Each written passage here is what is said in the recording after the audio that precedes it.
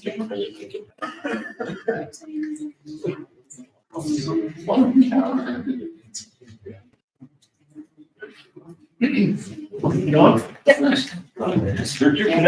I'd like to welcome everybody to today's meeting. It's April 5th, 2023. It's 1:07 p.m. Roll call, please. Jim Marlowe. Jim Razor. Present. Once again, good afternoon. I'm glad everybody's here. I'm glad everybody's interested in this health insurance issue that we're experiencing right now. First thing I'd like to say is that the commissioners have not made any kind of decision. We're not choosing one company over another. This today is for informational purposes only. We're going to have the ability to ask questions, and hopefully we can get some answers. If you can't get your answers today, we will get you answers as soon as we can. We promised you a survey. The survey is ready, I think, right?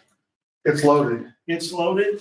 Some of the questions on the survey pertains to the information that we're going to take away from the meeting today, so that when you answer the question, you will be better informed as to whether or not you want something that could be possibly provided. Okay. That being said, I've asked Hope Trust here today to answer questions about things like health savings accounts, reimbursements, those kinds of things. Gentlemen, do you have anything you'd like to say before we get started? No, we get started. And once again, having Hope Trust here today is not necessarily an endorsement of them. It's simply a great place for us to get information. They supply this type of insurance to counties around us. And so, gentlemen, Matt? if you're up, if you'd like to, yes. It's the best place to stand. So probably I'll be where comfortable. Wherever you guys feel comfortable. Does this work? Can everybody kind of see me? I have a pretty loud voice, so I can be able to hear me. My name's Alex Snedeker, with Snedeker Risk Management. I'm going to introduce a few of us while they're handing some packets out. With me, I have Jace Jansen as our firm, Brent Williams with Denver Firm. And so we all work for SRM. We are the plan administrator for the Hope Trust. Hey, Julie, if you guys need that conversation, could you? You need to get a packet. You need a packet? And if we need more packets, we can, I brought 20 down. You can of course have mine when I'm done, and we can always get more to you. We're not sure how many we would be in the meeting. I'll go through it all with you today, page by page. And again, I can send the commissioners or Julie basically everything that's in here so that they can be dispersed. Yes. We need packets now. Were you sure our field rep does not have one, and we would like to look at one? So Stephanie, could you please copy this? Okay. Maybe we'll get you. I can sit next to you and I can use mine, but Well, there's a lot of people that need Yeah, you may have one. Yes, absolutely. I might have some extras.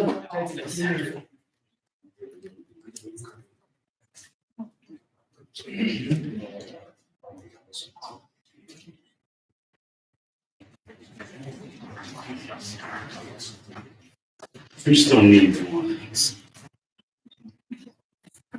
Let's see how good my memory is. Here you want to use this one? You want to use this one? I'm going to call on you to help me. I have a question. Just like church, you ever sit in front of me?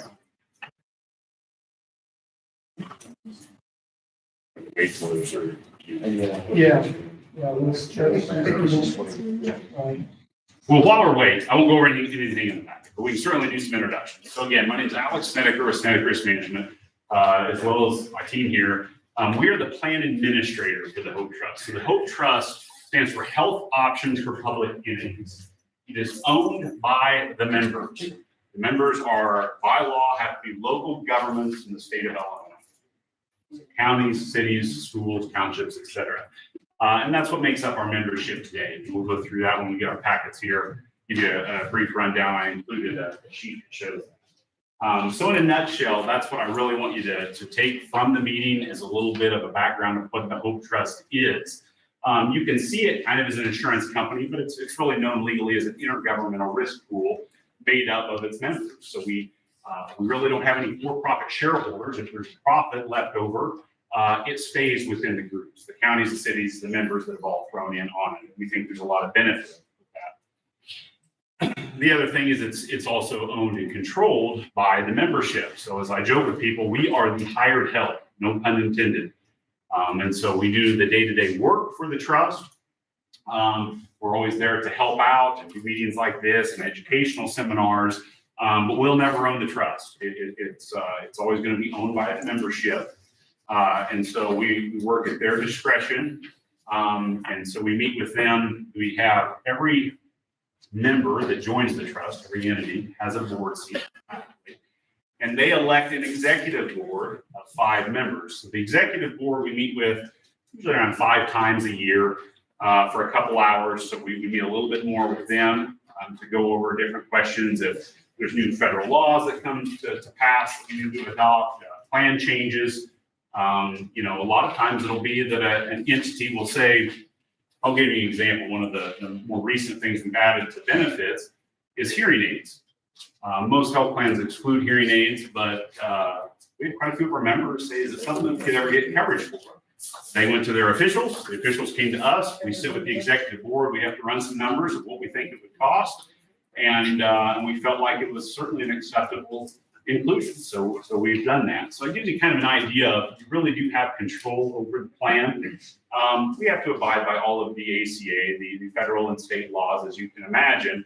But there are caveats to where we can be a little bit more boutique, and I will spend some time on that. It really is a tailor-made boutique program, not off the shelf by any stretch. And we work differently like that, and I really brag on that and promote it. So I don't want to jump in too much the packet if we're still waiting on some.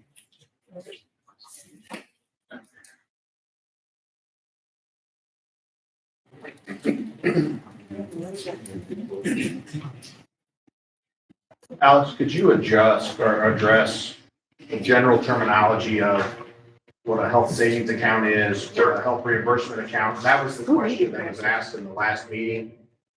I told them I knew enough that I could talk, but I didn't want to overspeak it. So that I think is part of the survey that's going to go out as well. So what Mr. Barker just asked was the definition of an HSA and HRA. Those are, they do have federal definitions on the IRS tax code.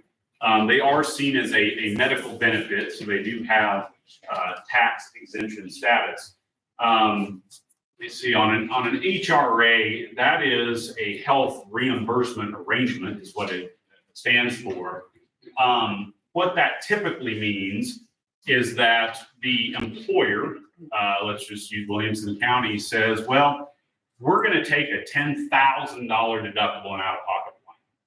That's what we're going to take. And we're going to save in premium by taking such a plan. It's a higher risk. But we don't want our members to have that. We don't want our employees or their dependents to have a $10,000 deductible plan. We want them to have a $500 deductible plan with a $2,500 out-of-pocket. And if they hit those different claim amounts, we will kick in and subsidize to that $10,000. That would be a health reimbursement arrangement.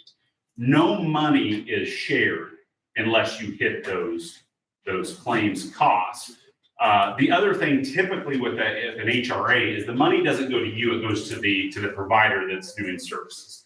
That's not always the case. Years ago, we've had counties that did an HRA. You'd have to bring your claims in to the county treasurer clerk. They'd look through them and write you a check. That's really not, from a privacy standpoint, it's not what you should be doing. And so we've really steered any of our clients away from doing that. We build it all into the claim system, and it's done seamlessly. The employee doesn't have to do anything. It's built in the IT portal. But they are common. Quite a few of our groups do, on some level, participate in an HRA.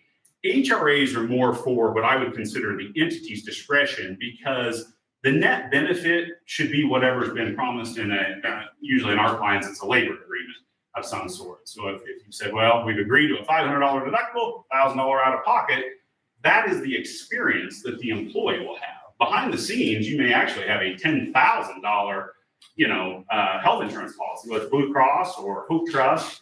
It's a little irrelevant because there is a health reimbursement arrangement that is kicking in filling that gap, if that makes sense. So that's an HRA. An HSA is really completely different, and they get confused. HSA is a health savings account. That's a bank account. That's all that is. It is a bank account, and it will be in your name, not your employer's. It will be set up. They do get preferential tax treatment. This is where it gets good. So an HSA is truly just a bank account. Many times it's at a local bank, and funds can be deposited into that account as long as, and here's where the IRS comes in, as long as the employee that has the bank account during that time has what's known as a qualified high deductible health plan. You say, well, what the heck is that? It's a health plan that hits the guidelines for the IRS that says it's qualified high deductible. What it in turn is a health plan that has to allow the first, this year it's $1,500. The first $1,500 has to go through. So if you have a $5,000 procedure done, the first $1,500 has to go to you, okay? Unless it's deemed preventative. Preventative is still waived. But if it's a diagnostic treatment, first $1,500 will have to pass to you. And that will be seen as a qualified high deductible. And you say, well, that doesn't sound very good. I mean, that guarantees we're gonna have to spend. Well, it could if you incur the claim. But remember, many times where they're successful is there is this bank account that is set up, and both you and the employer can put funds into it tax deferred. No taxes, 100% dollars. So you got to think about this. If you incur a medical claim and you owe a deductible or a co-payment, and you pull out your wallet, you swipe credit card, whatever, to pay it, you're not paying with 100% dollars. That money is after tax, right? You pay taxes on that. So depending on what your income level is, I don't know, 25, 30% of your dollar you make is taken out in taxes. So you're not paying with 100% dollars. In HSA, you're able to divert 100% into that. And so when you pay a claim, you're paying with 100% dollars. So that's a very initial great benefit of an HSA. So while yes, you have this threshold, it can be $1,500, it has to be minimum. A lot of times you'll see $2,500, $4,000, $5,000 deductible maximum out of pockets or common qualified high deductibles. You do have the ability to have this bank account that may even be funded by the employer with funds that you then pay your out of pocket, if that makes sense. So they can work really well. Here's the real benefit of an HSA, in my opinion. If you set it up right, year one, it makes sense. But for all of us, we all know not every year do you necessarily max out your out of pocket. Well, as long as the employer or you are still putting money in it, the money accumulates. This is not like an HRA to where or a flex plan where you use it or lose it. It's not like that at all. Those monies in that fund keep accumulating. So let's just say that, and in my packet, I won't jump ahead yet. If there's money in the account, you can use it for your medical. If you don't end up having medical RX, that money keeps growing. So let's just say the group employer is nice enough to put $2,500 in a year. By year 4, you could have $10,000 sitting in that account that is growing tax-free. Better yet, let's just say, well, I'm healthy. I'm going to retire. What do I do with those funds? Well, at retirement, you actually convert that over into an IRA. It's a savings account.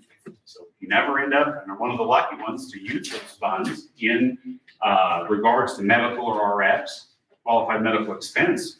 At retirement, you can truly convert that over to a retirement account, which I know of no other product that has that kind of benefit. I'll be the first to say it may not be for everybody, but for a big population, it is. Can you leave it in there for future medical expenses also? You sure can. And another question is, well, let's just say that I do this plan, I have an HSA and I amassed $10,000, but I'm still working at Williamson County, but they say, we're not gonna do a qualified high deductible anymore, we're gonna go back to a traditional plan. Does somebody steal that money from me? Do I have to spend it? No, that money stays there. And you can still spend it on your medical expenses. You just can't put any more money into the account unless that year you have a qualified high deductible. It's impressive. Once that fund hits you, that account, it is yours, and I want you to see it as yours. your employer, the county, will have no idea what's in it. No different than once your paycheck hits your account, your employer has no idea what you have in the account or where it's at. HSAs will work no different. You will truly have to set this up. And so those are very, very common under the Hope Trust too. The whole definition of HRA, HSA has really no bearing on what plan you pick, but those are more taxable benefits that you can get using your medical wisely. And we try to really educate our membership on the benefits of doing so. So I'm going to get back to it and we'll use real life scenarios, and I think it'll make more sense because I might be losing some of you. If everyone has the packets or printouts of the packet, and if not, we'll get you some or we can share with you. Okay. So I do this a few times. So if you open your packet, the first sheet, I think, is a list of our clients. So it should look like this. It's just going to have a list. This is just helping you to tell you a little bit about our firm and who we provide benefits for. So Genetic Risk Management, what I want you to know is that's really our niche is Illinois public entities. And so I joke with people, while I have an insurance producer's license, I don't even insure my own home or cars. Truly, I have one of my best friends in my school does. I know that sounds crazy, but our niche is local government in the state of Illinois. And so that is a list of our current clients. Our firm's a little unique in that we have two divisions. We have my brother's division, and he's the one being crazy right now because we insure about a third of the state of Illinois as far as it pertains to counties and even city governments and hospitals, et cetera. He insures them for property loss, liability, work comp. We do that. So when storms like this come through, we get nervous because we pay the bill when there's millions of dollars of loss. That's my brother's division. My division and the team that you see here today, they wear multiple hats. I do pretty much just the benefit side. Part of the benefit side is the Hope Trust. That's part of what we do. And so when you look at this sheet, you're going to notice on the right-hand side of some of those entities, a little HT. All that is standing is saying they're a member of the trust. So we may still handle the benefits for those groups, we're just not in the trust. We started partially self-funding governments 35 years ago, and some of them are still partially self-funded to this day. They're running really well. They're sitting on millions in reserves. I think the day will come, they will join the trust, but right now they haven't. But the ones with the HT give you an idea of who is in the trust. So some of those are going to look familiar. They're your neighboring counties. But I want you to give an idea of kind of who we are and what we do in the world here. Behind that page, you're going to see what I call the mission statement, I believe. It should have Hope Trust up at the top. Kind of I call it your mission statement. It's what we've had for over a decade now, just with escalating costs of healthcare. You know, you guys know the spiel. It's this stuff's incredibly expensive. It's volatile as could be. It's not just you having the issue. It's the state. It's the federal. I mean, you can go across state lines. But where our clients have found success year in, year out is basically by pooling together and working more like a family. And I know that sounds crazy, but I'm sure we have labor, representation here, and all our clients do. In somewhat of the same fashion, by working together, we can get through the storm. And we've kept to that mantra, the groups have for over 3 decades, and it's worked extremely well. Do some of our clients still have catastrophic claims? Sure they do. Every year. I mean, they do. But by working together, we're able to offset big increases because we blend them all out. And it's worked really well. Even before the trust was there, we did this. The trust just further helps with that. Going on down on that mission statement, you'll see just some of the highlights that we're quite proud of with the trust. Again, if I had members here, I'd promote them. They're the ones that own it. I've just hired help.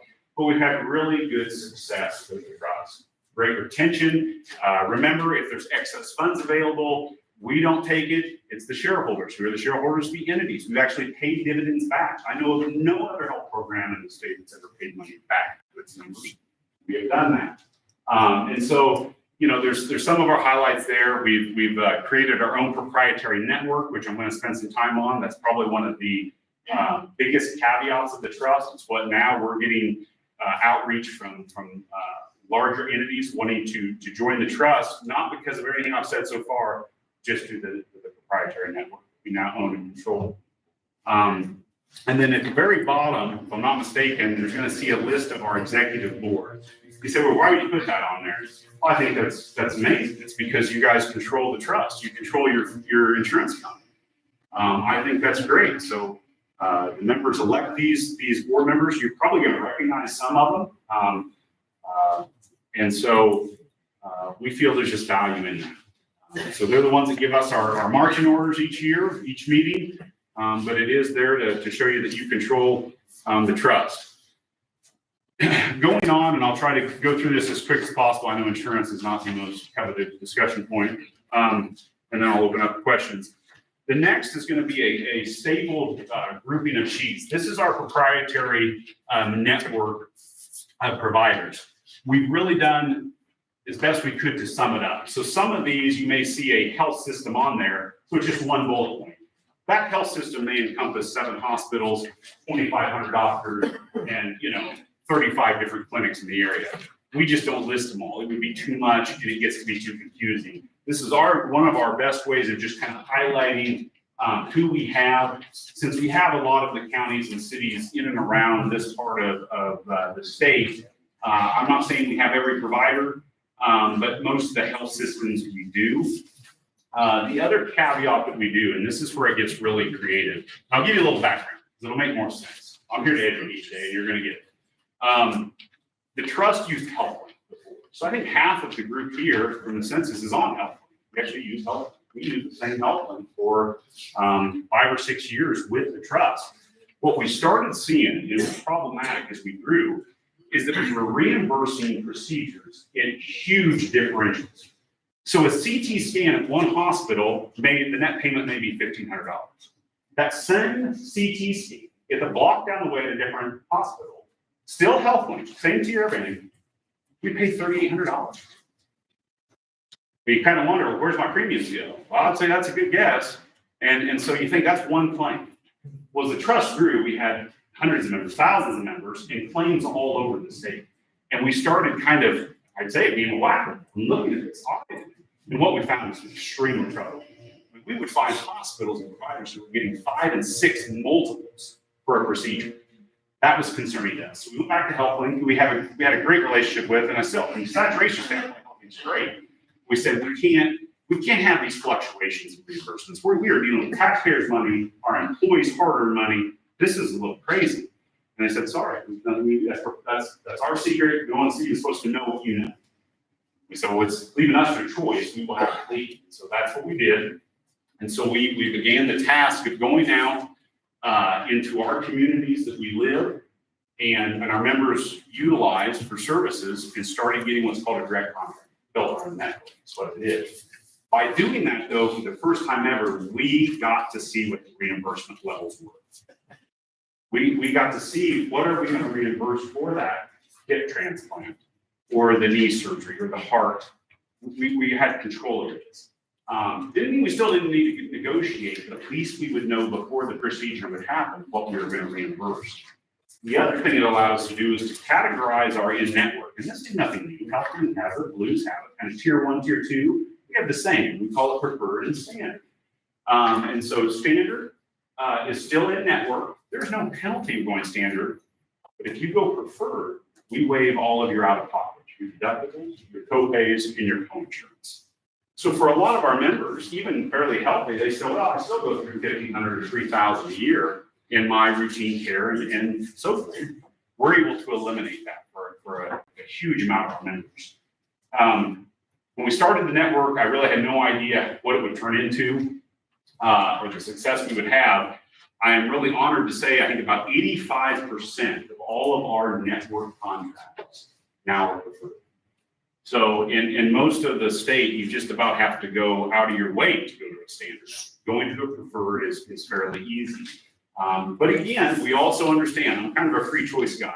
If someone says, you know what, I went to the same doctor, I hate it if they work for a provider that's not willing to really sharpen their pencil for us, but I don't move doctors, it's fine. No penalty. Going to a standard, it's just your normal deductible and out of pocket, whatever you have pre-negotiated with your employer or unions. That's what we said, no penalty. And so that network is probably one of the most, if not the most unique thing that the trust has. we can show each year we save millions and millions in money in premium. I think one of the bullet points is still on there for the successes is not that we haven't had groups that have had double-digit increases, but over the last, 11, 12 renewals, by and large, almost every renewal on every plan for every group that's been in the trust has been single digit. We really brag on that. That's what we try for. It's still terribly expensive. Even when it comes in and says health insurance and drugs aren't terribly expensive, you need to show them the door. This stuff is incredibly expensive. But what makes it worse is when you get a 30, 40% increase. Again, you got to think of who our clients are. As a taxing body, you live and die for budgets. So if you get an increase and you've not properly set your levy, of course you gentlemen know this, you're in trouble. It's not like a widget shop. You say, well, let's throw out, a couple thousand more widgets will make up the difference. You can't do that. So stability is just as important as anything else with our clients and our members, our employees. And so we're pretty proud to say that we've been extremely stable in that. And this network has been a huge game changer with us. So I don't want to go too much into it. I'll start losing you. But I can't stress enough how important that network is. We have our own clinical team. So we have our own clinical director, director of nursing, in-house pharmacist. We have our in-house legal counsel. These are all at your discretion if you join the trust. You work much like a family. You'll never get a bill. Again, these aren't pushed on you. If you have a pharmacist that you dearly love, maybe a friend or family member, great, that's wonderful. We just know that so many of our members don't have those resources. And so when they have to get care, many times they have to, go through this maze of how do I get an appointment? What drugs should I be on? My doctors tell me different things. We want to be there to help out. When I say we, it's the trust. We're told what to do. And so because of our size now and our makeup, and you own it, it's pretty boutique. They have caveats that I would say no other insurer has. And we offer those services to you. And so I wanted to go through a few of those today. So the network's really important. It grows weekly. This piece of paper it was printed, I think, yesterday.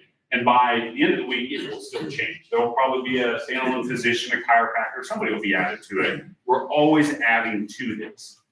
In fact, it only started 3 years ago. And so it's always getting added to it. We also put, to help reference, most members, if you're in the trust, if you were to go talk to a neighboring county's deputy or fellow courthouse employee where you work, and they're in the trust, and say, well, how do you know what doctor to go to? A lot of them would probably say they call Smenekers, and they talk to Sarah or Leah, or our two clinical people that are there. Like, that's just their job, is to help our members facilitate where the best place to go to get their care for the best price. And so they call them. Since they're the ones doing a lot of the contract, it's the best option because it's so real time. But we do send these out a lot to print. The other thing we do is we've created, it looks kind of like a Google map behind all of our Hope Trust members portal. So just like now, you probably have portals you can get into, Blue Cross or HealthLink, look at your claims, et cetera. Yeah, the same, but there's a tab where you can look at a provider network, and so it'll pull it up. And it kind of looks like a Google map. So you can zoom in on areas and say, well, I really want to go to St. Louis. I just always have good luck. You can zoom in to St. Louis. You can pick which provider health system you want. You can go off especially. We try to make it as easy and user-friendly, but also pack a lot of data into that. So that's the other option we have, so you can kind of figure out where to go for care. So that's that. If you go to the right side of the package, I threw in a couple benefit highlight sheets. First and foremost, this does not mean this is what you folks have to have. All this is saying is I looked at what you currently have, and either an option that I think would be great and really well served by your members, or something that could be used to replicate what you have. Remember, we can build virtually whatever plan you want. And so what we typically see is that if there is a contractual agreement that you have to have certain benefits, and sometimes we have that, it'll specifically say the deductible, the out-of-pocket, we will have to build a plan that matches that. The thought that we just go breach prior agreements, it's not really work. So we'll build that plan, and that will be a plan option. What I like to see and really promote is give the employees an option. I'm here today. I know where you're at, low government health plan. It's wonderful. Most all of our groups at one time were with Board. Problem is most of our groups about 25 years ago, they couldn't afford it. So they had to find ways to give the benefits the same amount or better benefits to their staff, but at the price was a heck of a lot more sustainable. And that's what they did. And so you will never hear out of my mouth at present day that the coverage you have now is bad. It is not. It's very, very good. The problem that all my clients have is they can't pay. It's way too expensive. I mean, a family can be $600 a month. In some cases, that's more than the employee takes home. There's just no way they can do it. So it's great coverage, but if you can't afford it, it's all for naught. And so we really pride ourselves on offering options that at the end of the day, you're getting the same care better at a lower price and it's sustainable. And that's what I brought. So you're going to see a couple different plan options. The first one would be one that would somewhat, I think, get as close to what you have now, where of course your deductible is little to nothing. You do have an out-of-pocket. If you go to certain tiers, ours is the same. It's zeroed if you go to our tier 1, we call it preferred. You start having out-of-pocket if you go to the tier 2. Network, I think, is treated the exact same. I don't know if you currently have, one thing the executive board built in a few years ago, 5 or 6, was a basic life insurance policy on every member of the trust. You don't elect it and you don't pay for it. It just comes standard. So that's the first thing at the top. I've already went over the network.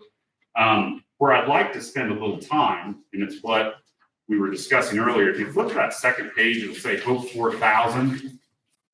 Everybody on that?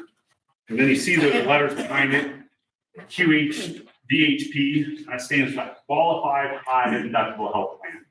That's the kind of health plan you have to have that health savings account, okay? And I would say that would be something, whether you join the trust or not, I would highly encourage you folks to really look at an option like that. And the analogy I use is there are plenty of people that probably use you. I get it. They may have $100,000 a year to spend. But I bet it's less than 25%. So what about the other 75% of your group? You are on a Cadillac plan spending millions of dollars for a benefit of you. I argue there's better places for it. If nothing else, put it in your own personal health savings account. Go to a plan that can have that health savings account. I can show you in the next slide that there is so much savings in premium, the employer could fund and still save $500,000. How do you beat it? I mean, that is record breaking. That's why so many of our groups will do it. The group I would say that's very similar size to you and logistically located is Jackson County. We went in 2019, they were partially self-funded. They had one plan that had been negotiated, it's a previous plan, not far off of yours. It was a $1,000 deductible, but a $2,000 out of pocket. Yours, I think, is maybe a $300 or $400 deductible, but a $70-something out of pocket. So they had a very good plan, but that's all they offered. Everyone had to take it, okay? So we went in and we built that same plan, so they could take that. But we also said, well, let's give them another option. And we did the Hope 4000. They actually have the same option available, same exact plan. And then the county, because of the savings, puts in $2,500, I believe, per year into everyone's bank. So I guarantee you, if you call around, there will be some Jackson County folks that are on that plan that are probably sitting on thousands of dollars that they can now use for their out-of-pocket. So when I keep throwing more stuff at you, stay with me. So you say, well, yeah, but look, you could spend $4,000. So, if you don't have a couple good years, well, that's if you go standard. If you start working with us and going to preferred, which there's plenty of options, you're capped at $1,500. I mean, let's just take Jackson County. They're not going to care if I use an example. They guarantee the employer to put $1,500 back. They use preferred, a lot of them do. No more than they can't spend any more than $1,500. You're making $1,000 guaranteed each year. Even max that, they could be having $1 million. They're still making money. As crazy as that sounds, it works. So the other thing, remember, nobody was on a high deductible when we took over. Jump ahead to today, over half the group, like probably about 60% of all of their employees.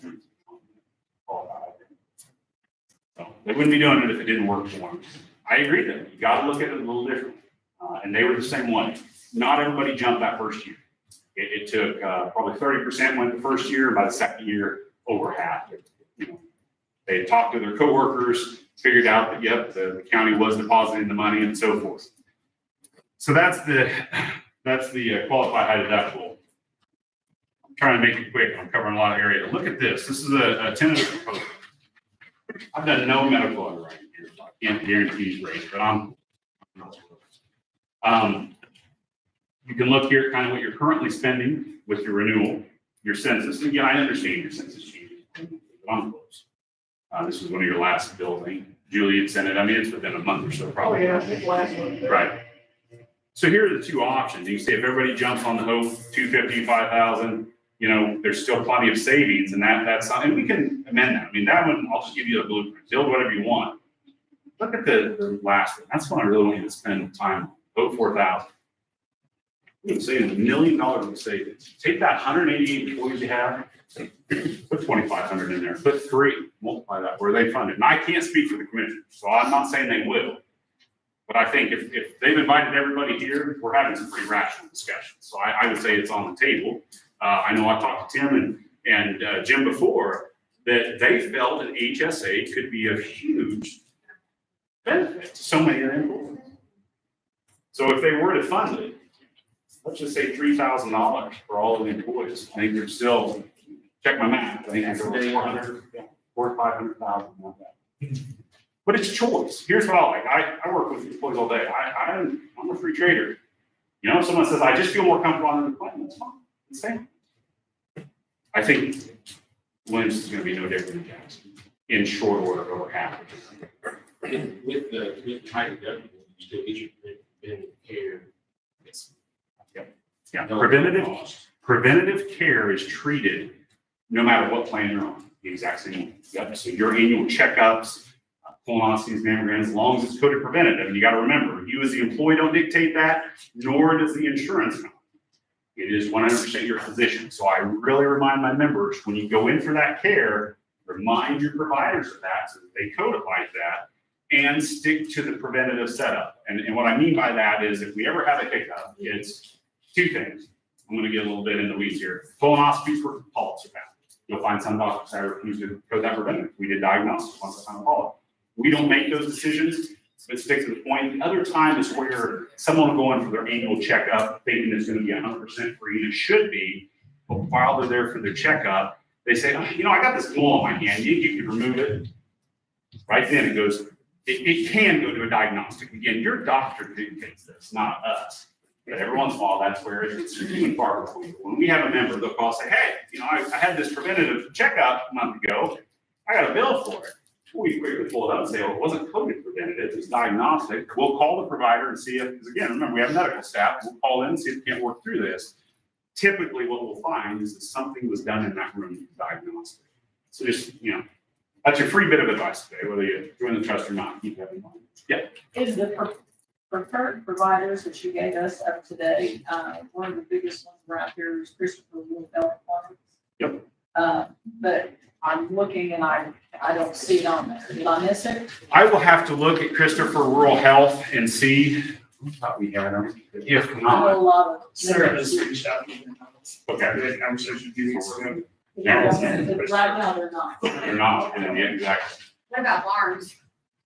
Barnes, we are in discussions with, but they have not signed an agreement yet. So we have alternatives. So there's still different ways. We have members that go to Barnes, so we'll work with them to find an alternative plan. What most have done is they'll switch to Mercy or SSN. So there's 3 big players in St. Louis. You've got Barnes, SSN, and Mercy. All 3 are very reputable and equal in size. But as I said before, my goal is to always make it where if you feel comfortable in the health system, stick with it.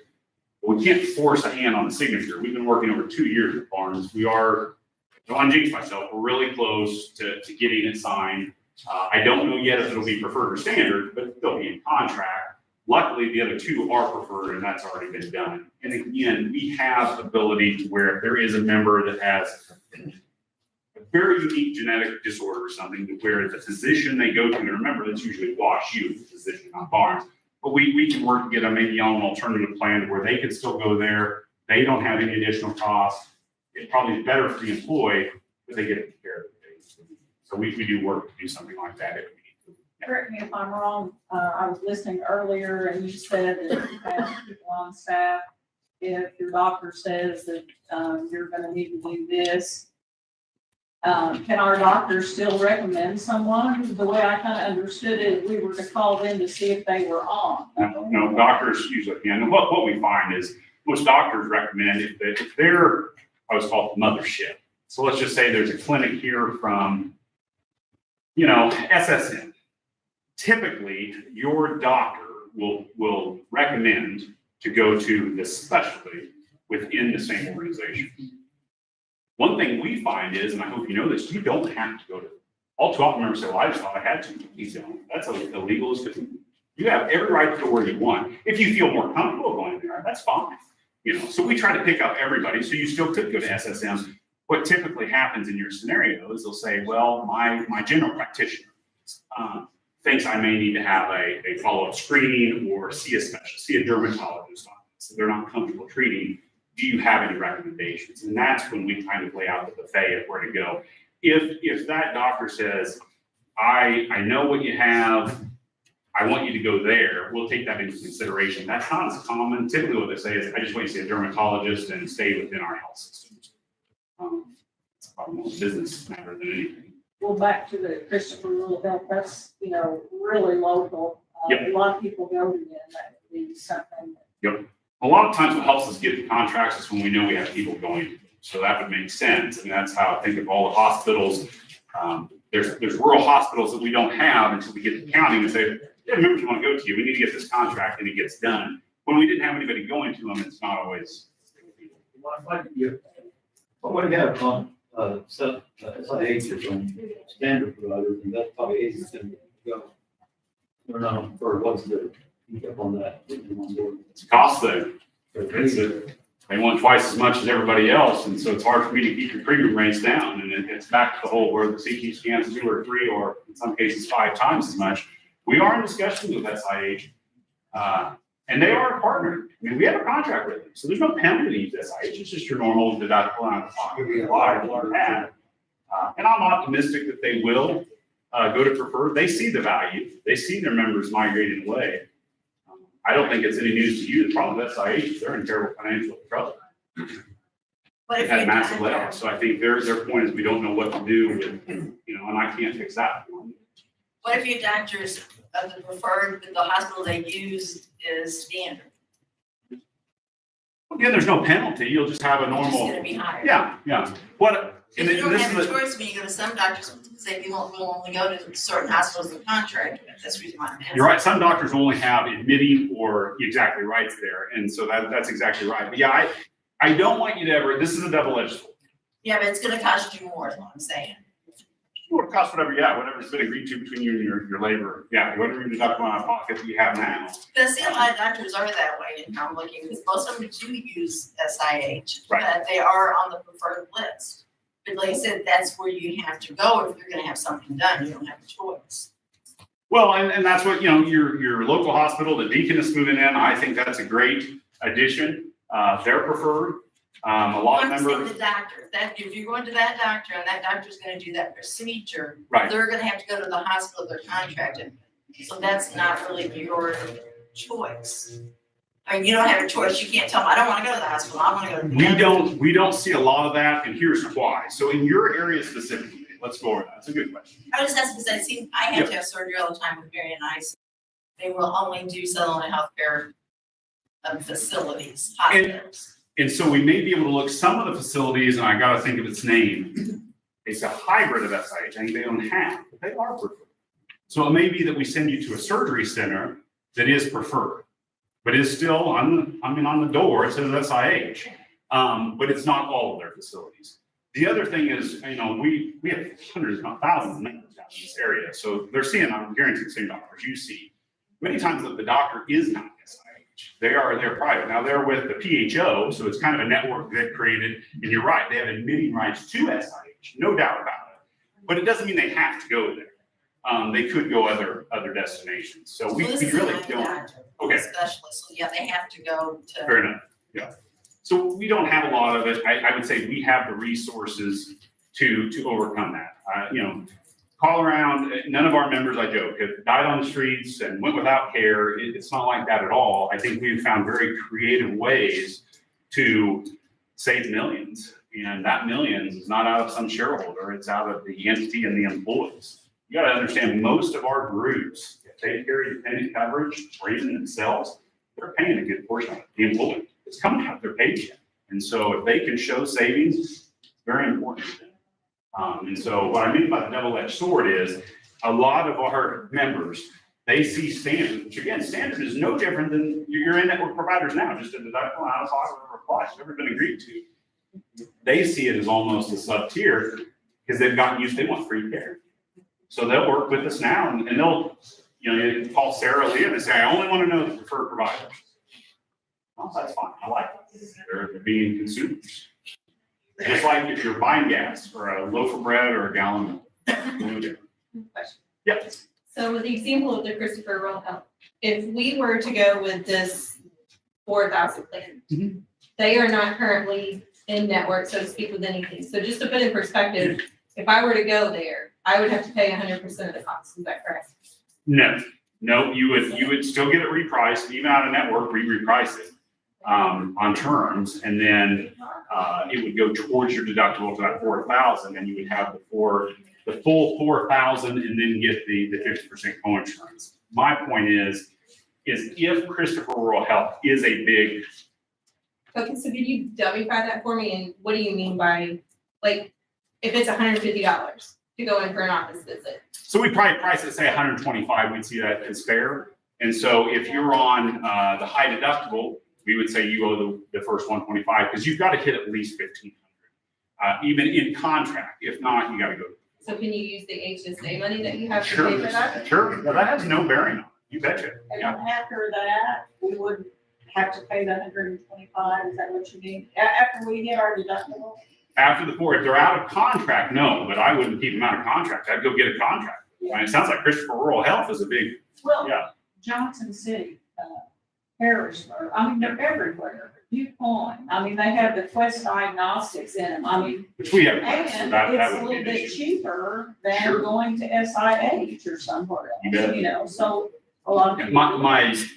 my guess is, and again, I can see what you're saying, but if Christopher Rural Health due to a local clinic here, and that seems to be the place you go, they would come in contract. It's in there and it's in their benefit to come in contract. We probably just don't have enough people going to them to where it's not, they didn't really care. And that's how a lot of our contracts get done. You just got to find, we picked up the local city, the local county, and now that's their members. And then, lots of people encourage the members, go in and remind them that, hey, you need to call and respond to Hope Trust. They want to get in contract. As far as providers go, where we've really changed the game is in the facility charges, your outpatient and inpatient.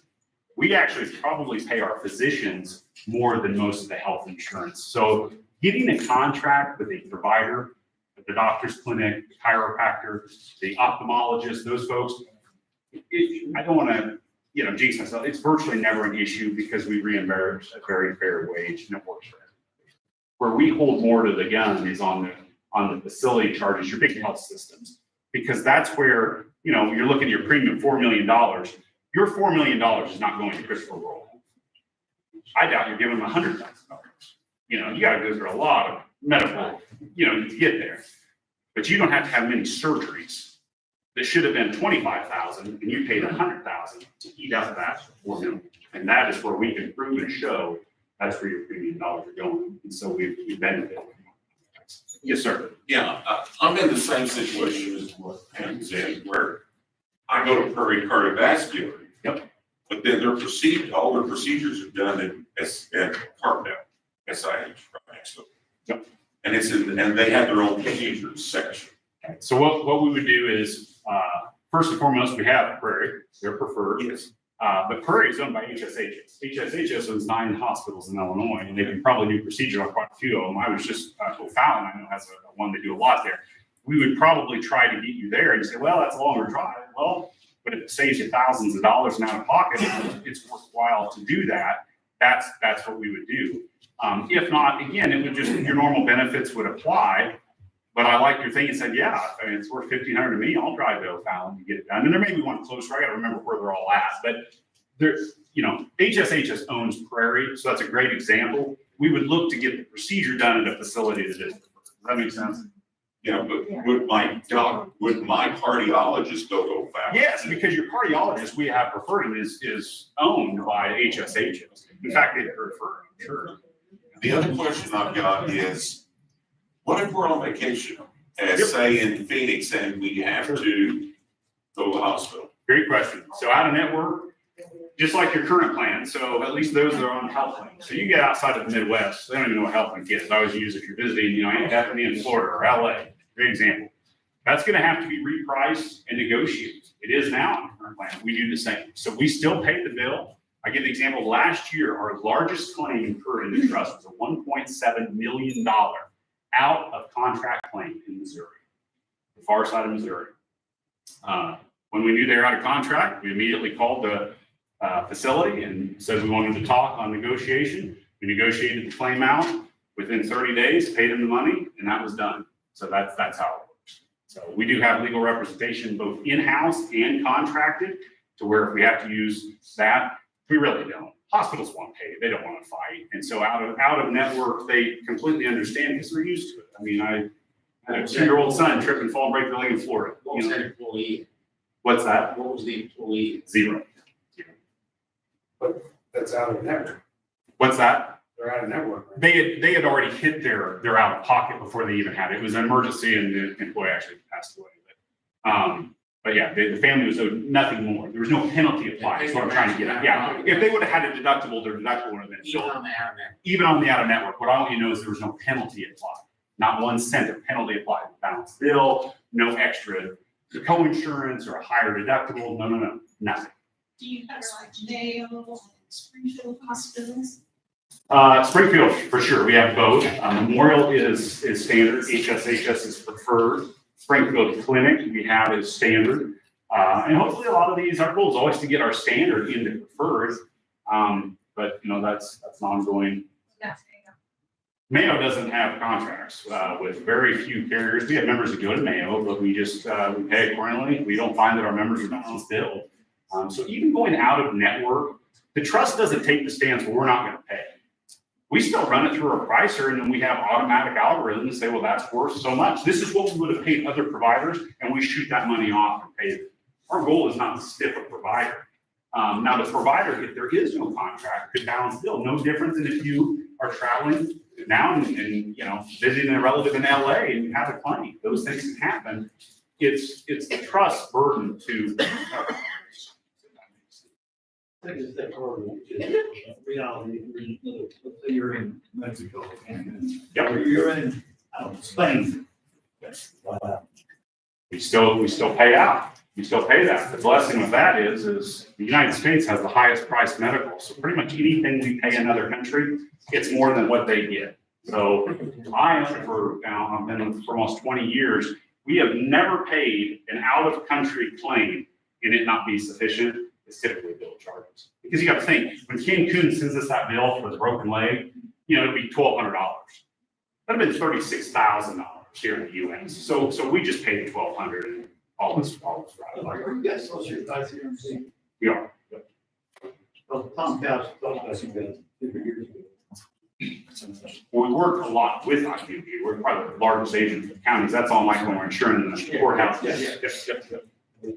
So it's my understanding that the quotes also include vision and dental. Is there a way to get a list of those providers that you guys? So vision and dental, we typically, while we can provide a network, typically we do a reimbursement. It works far better. So the employee has free choice to what we do. Stuff like what Jackson did. That's your choice if you want to do a network. But, What kind of coverage is it? That's well, we usually have to build whatever you have in place now. I mean, so it's all over the place. And so take dental. I think Jackson was maybe $1,500 a year max. I think yours maybe $2,000. Well, a little $2,000. I mean, I'm not under the understanding we can take benefits away. So it'll be built the same. like dental right now, we have $100 deductible. Mhm. So I would, on dental, it may be best to get an outside network, but the deductible will be the same. I mean, in the business, I can't, I can't change benefits mid-contract, or it's gonna be. No, I'm just trying to Yeah. learn, I mean. Yeah, yeah. So that's the difference, is you gotta see us as, almost see us as like a manufacturer. We build the plant. So whatever you had, you kind of say, well, here's what I want. It's not really my position to change that, you know, whatever. So we have counties and cities that have $200 deductible, $500 out of pocket. We have the county next door is a $5,000 deductible and out of pocket, vastly different. You say, well, did you come up with it? No, I did not. No, this is what was prearranged between the employer and the employer. As you curtail that plant that you're building, also the price of that plant curtails with. That's right, yeah, and I think for most of my groups, if I can speak for the employees, the planned deductible and out of pockets went up as much because of the employees found they're working for free. If they want to insure their children and their spouse, they have got to find savings in the premium.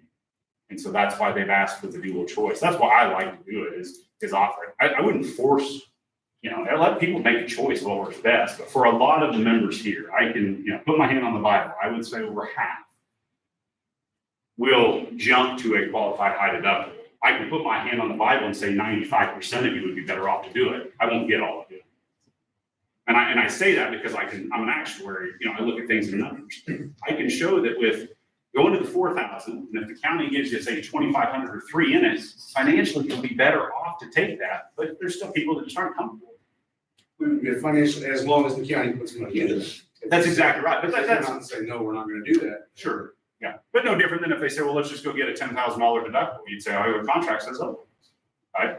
You know, most agreements, and I'm not here to get in, that's not my role, but I also say, don't be looking for ghosts in the closet. I mean, that's not happening now. I don't think that's never happened with any group I've ever worked with. Because when it's built, everyone wins. Like, why would you take that away? Let's take Jackson County. We saved them over 1 point, and don't quote me, 1.8 million. The county, by doing what we did. I mean, it just doesn't make logical sense. We're like, yeah, this is just, let's start hammering those employees and take that HSO away, and we'll just add 1.8 back to our role. It just doesn't make any sense. I have a 2-point question. Sure. One is, how many besides Jackson County is this, for the whole trust, do you have the size of Williams? How many? We probably have, I saw a lot of small. 180. Yeah, there's probably only a couple of that size, but the trust is in the thousands, and we break the groups down on premium, right? Yeah, the premium. But in the back room, there's no real difference. We treat them all the same, so it's kind of irrelevant. And I mentioned it earlier, and I don't want to get the cart before the horse, but odds are we'll be growing by the thousands here because of the network we built. And it's funny how life takes the way it takes. I would have never guessed 10 years ago into the trust that that's why we would get such growth. It's probably due to our network. But, And it's been in effect for 12 years. Is that what they say? Alex, can you talk about the HR people? yeah, yeah, one question. Yeah, after I put something out from the first informational meeting, we Sure. had, I called me about 30 minutes later, dropping it out. He has some extensive medical stuff with him and his wife, that they've gotten all set up, and he is in Taney. So if his provider is not in network, will you explain to me real quick again what he needs to do? I'm not so sure this person didn't call me. No problem. So, yeah, so I don't want to get into details, but they did, and you're right, they were scared, and I hate that. And I was like, you know, I get your concern and you're scared. I said, we don't want to get the cart before the horse, because they're right. We've not agreed to anything. You know, I'm just here telling you what the whole trust could have to offer. So, yeah, please don't be panicking yet. That's not good. But I said, if we're privileged enough to get the okay to work with the county and the employees, here is how we would do it. And I walked him through what different things would happen. We afford the same coverage, but like I mentioned earlier, if it's a provider that we don't have, we won't stop their care.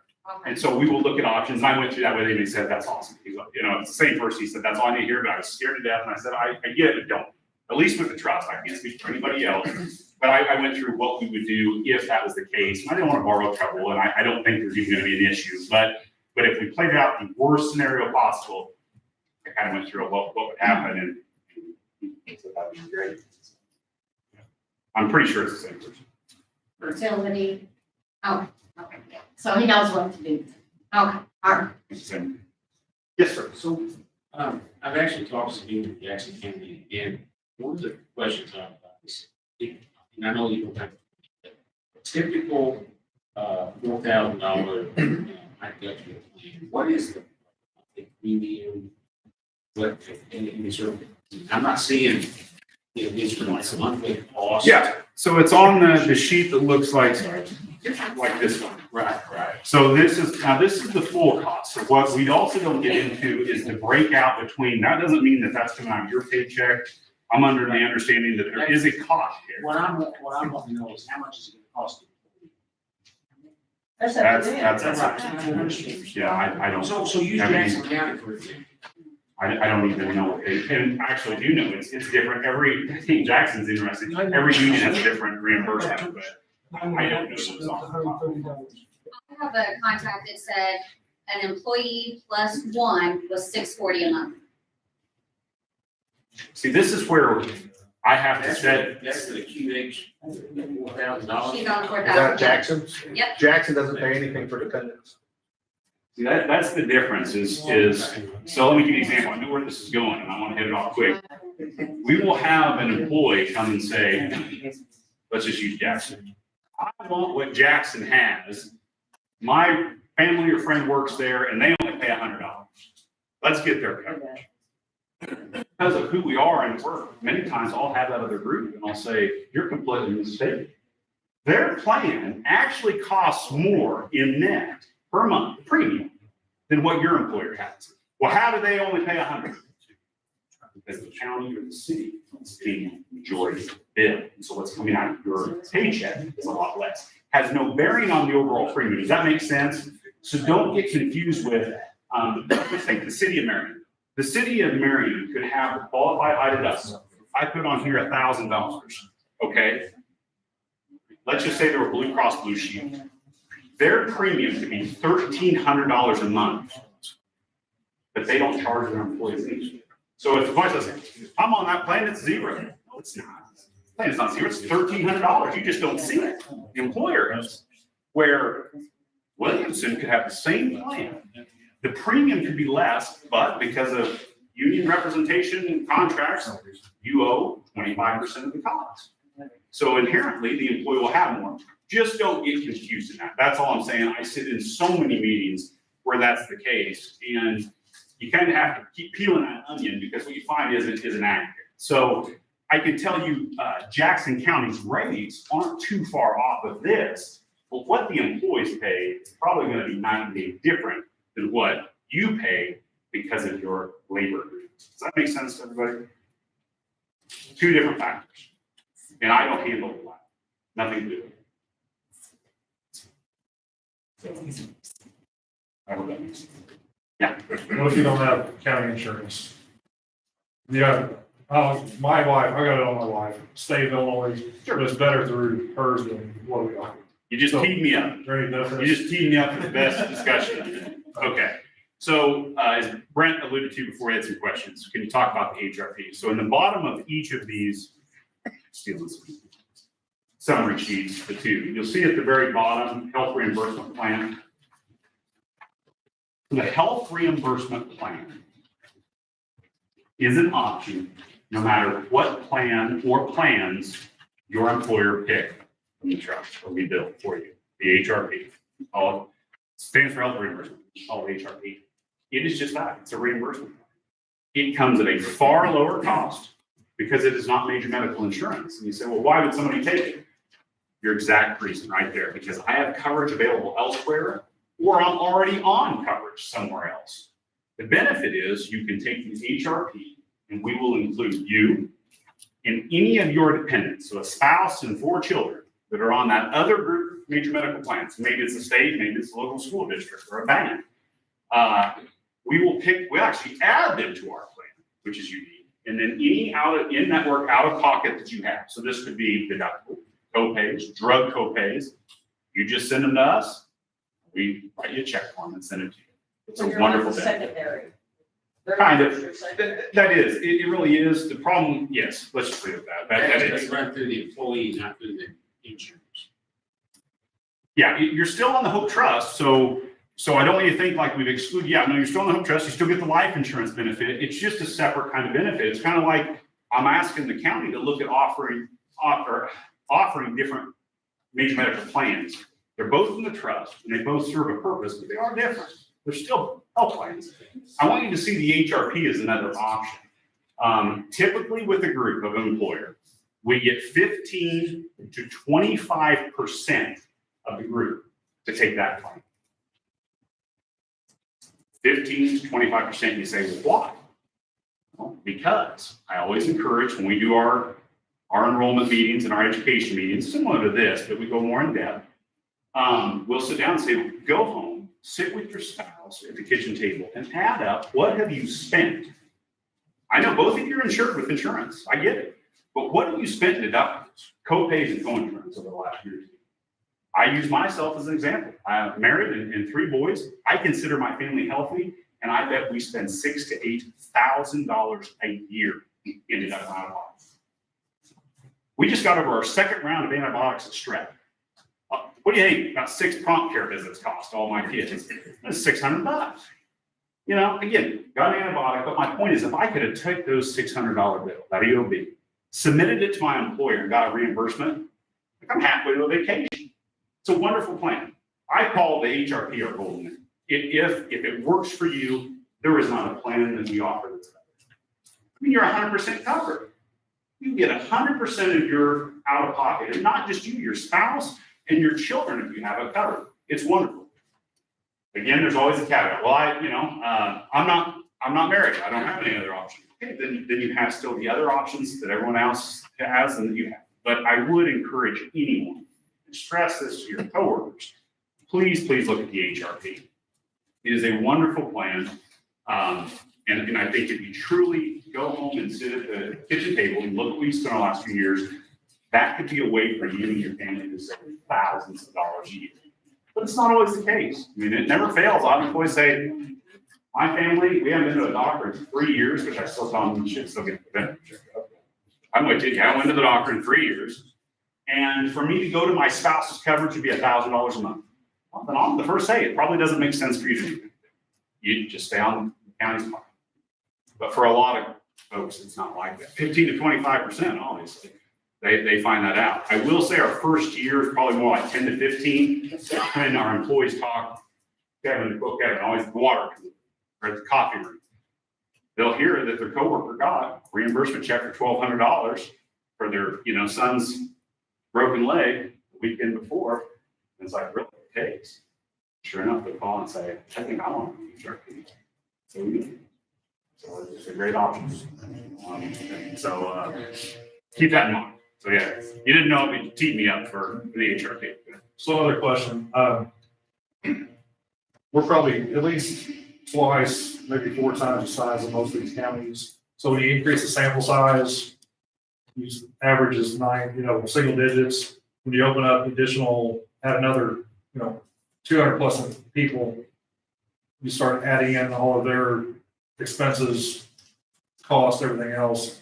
I mean, is there a chance that this could go into the 12 to 18% like what we're seeing now? Or is there a big enough sample size of all the existing network that adding us won't affect it that much? So first and foremost, I'm not God. I have no idea what the future will lead. All I can say is we have more weapons in our arsenal to combat your out-of-pocket expenses and the group's increases. We deploy more resources for that. So I can go into some of that. So no, I don't think so, because we still are looking at thousands. We have to do actuarial analysis on thousands. So health insurance doesn't discriminate a lot. What plays more into it is your network reimbursement, that network we built. So, I've already had to factor in that we know you're still going to use SIH some. And I'm not here to say bad SIH. We have agreements with them. I consider them a partner. All I'm saying is that our reimbursements are twice as much, and we still have the best agreement in town. But that's a big hypothesis, in my opinion, of why you're getting the increase you have. I think there's some people say, well, we got some sick people here. I'm not convinced of that. You're still A-rated.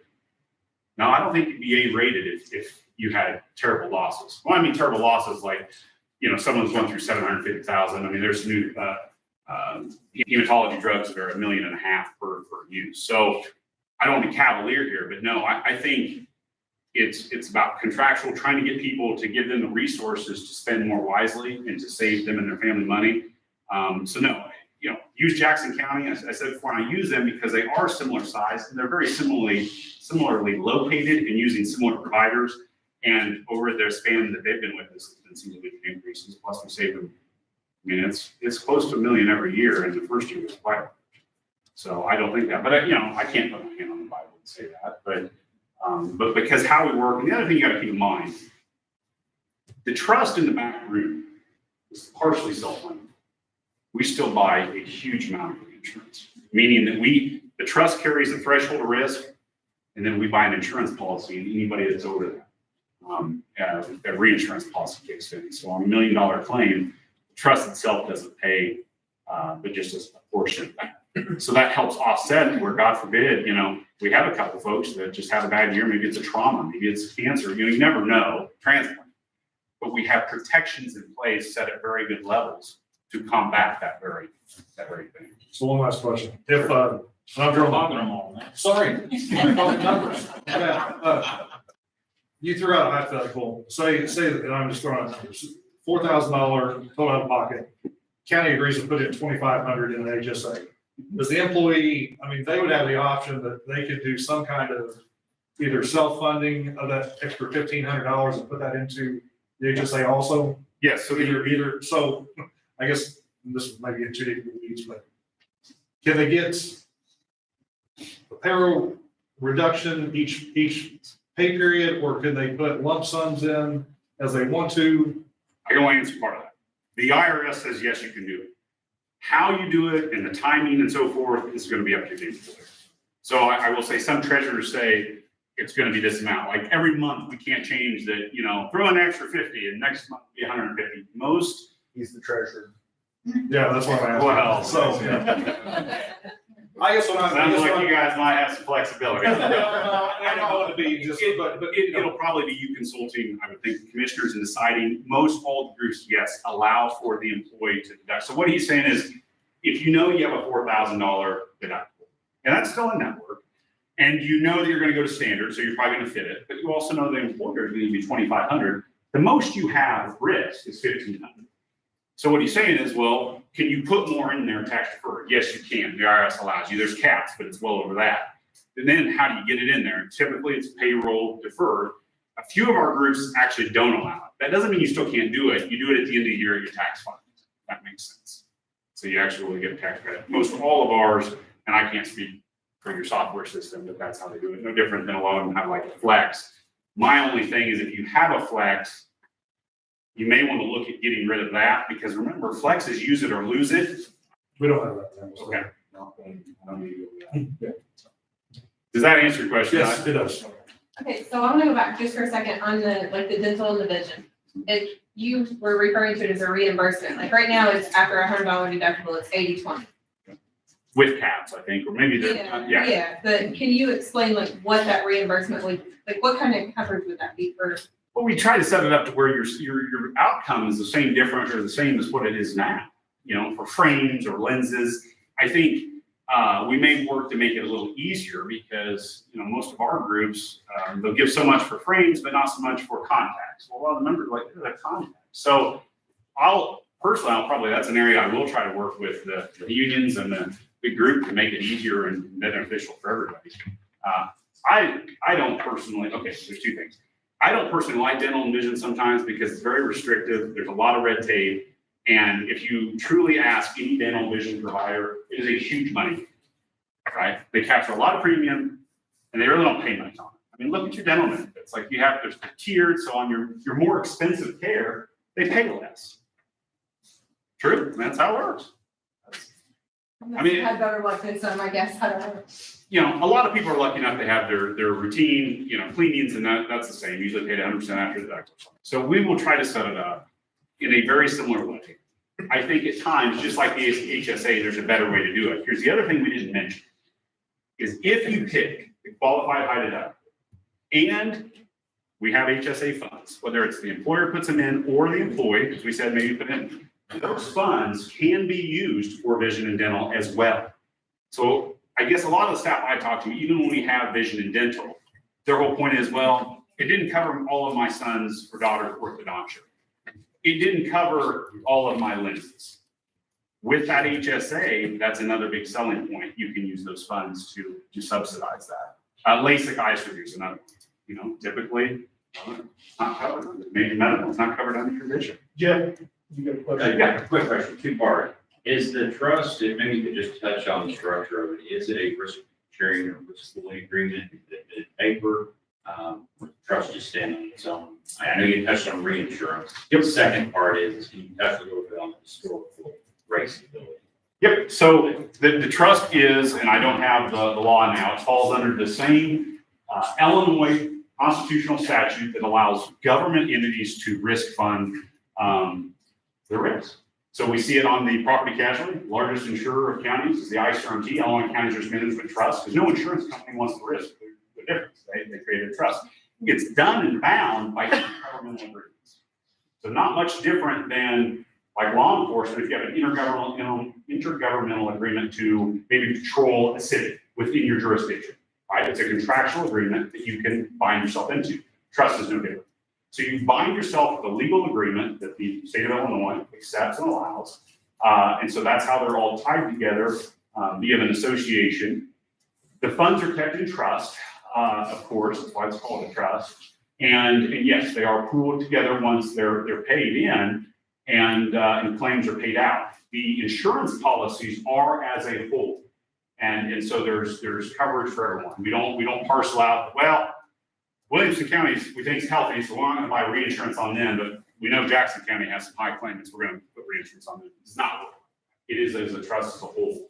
On rate stability, as I've said, year in, year out, we have had exceptional success with increases. Again, I'm not gonna mince words. This stuff is terribly expensive. And there have been accounts this last year, I'll be honest, we gave out some of the highest increases that we've ever done. We had probably 6 members get double-digit increase. What I can tell you is, I can show them that for usually 2 to 3 years, they have taken more out of the trust than they put in. I consider that a blessing. In their years, they were having some tough claims, but we didn't go in and hammer them. We gave them single-digit increases, but after a set amount of time, the executive board gave us the authority, we got it correct. We still didn't take the beat and stick to them. We're not going to try to get our money back, but we can escalate it slowly over time. Just a quick follow-up question. Sure. Like a risk retention group, if there are any provisions in insurance agreements that allow arrears for the assessments to the county? Good question. So the way the trust works is, again, through an intergovernmental agreement. The bylaws state, and we'll give that to the county, the state's attorney, and one of them have too.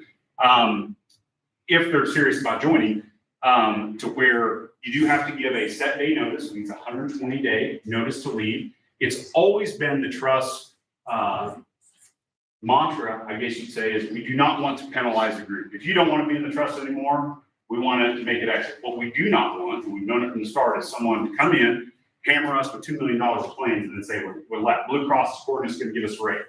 So what we say is that if you leave, 120-day notice, and you will take your, what's called your IBNR, incurred but not yet reported. What that is you can think, when you leave, even after the start of the year, let's say someone goes has an emergency room visit on New Year's Eve. There's no way we're going to have that claim until January or February. And so that's called your IBNR. The claim has been incurred in this plan year. It's not yet been reported. So we do an actuarial analysis of what do we think your claims are. And then we set that. We break that amount over the next 12 months if you leave, and you get a monthly bill. At the end of it, it gets an audit.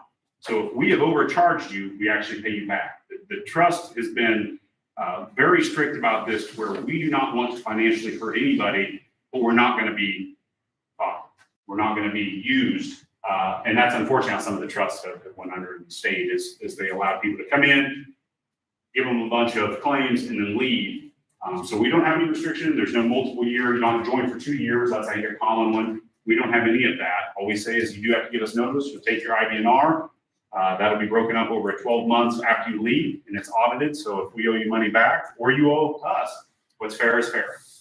We don't want to hurt anybody, but we don't want to hurt our other members. Does that answer? It's not exactly where I was going with that, it's good information. What I was referring to is if the overall local, all members in your trust have a poor outcome, you have the ability to do the insurance agreements to assess all of the entities for that poor performance in arrears. The assessment we would do, it wouldn't be in the arrears, it would be as far as a rate increase. The only time that you would have, I guess you'd call it an assessment, is if the trust said we are all breaking up and people take their ID on. Nor have we ever done such a thing. Well, the nice thing about health insurance is very quick, and I'm getting into weeds here, but like work comp, you set aside lots of money and invest over years because your exposure. Health is a very quick exposure. So if we think we're, having a, well, let's just use one of these groups that have poor performance, we see it quickly, comes into your next year's rate. That's why there's volatility. And I don't know, I'm kind of getting the actuaries, but no, there is none. The telemedicine here, is it in Oh, I forgot that. Yeah, okay, so the teledoc, I forgot to put that in. I think that's the one I forgot. That's just another little caveat. Some of your current plans may have it. It is somewhat of a common place, but I think it's important to know that the trust, even prior to COVID, we partnered with teledoc. So you call the number, within usually 10 to 15 minutes, a physician will call you. And if he or she feels comfortable diagnosing, whatever, sinus infection, bronchitis, you're putting up a deer stand and you have a terrible, IV rash, steroid, antibiotic, they'll call it in at a pharmacy of your choice, and that is 100% free, no matter what plan you're on, because we pay a per employee per month fee. So even those on a qualified high deductible, one where we have to have a pass through at $1,500, that is one area that it would bypass. So we do have quite a bit every month. I get a usage report. We do get quite a bit of usage there. The real reason we did it is because so many of our counties are in more of a rural setting to where a prompt care, emergent care may not be 5 minutes away. So it never fails on a Friday night. If you think, exactly. Yeah. So that comes free of charge. It comes with anyone on the major medical plan. So I did include that in there. I always try to joke with people, but I'm not kidding. It is what it is. It's a telephone. If you're having chest pains and stuff, put those on. You need to be on. But it does come in handy for just those small ancillaries. Who do you use for your mail prescriptions? We use Capital RX, and so that's who we call it PBM, Pharmacy Benefits in Capital. But, we have, again, virtually no issues with any pharmacy. That's some of the more recent groups wanting to come to the trust because their insurer has really been crimping down on where they can get their drugs. So say Blue Cross Blue Shield, CVS is in the spot to get them. We don't have any of that. We negotiate differently. And we also know so many of our members, if you want to go to Costco, great. But for a lot of our members, it's not Costco close by. So we don't make it restricted. It may be, Smith's Pharmacy that's been on the courthouse square for 130 years. Again, we have virtually no issue with anyone going to whatever pharmacy or size pharmacy that they want. Same as mail order if that's what you want. You have a lot of mail orders. Good question.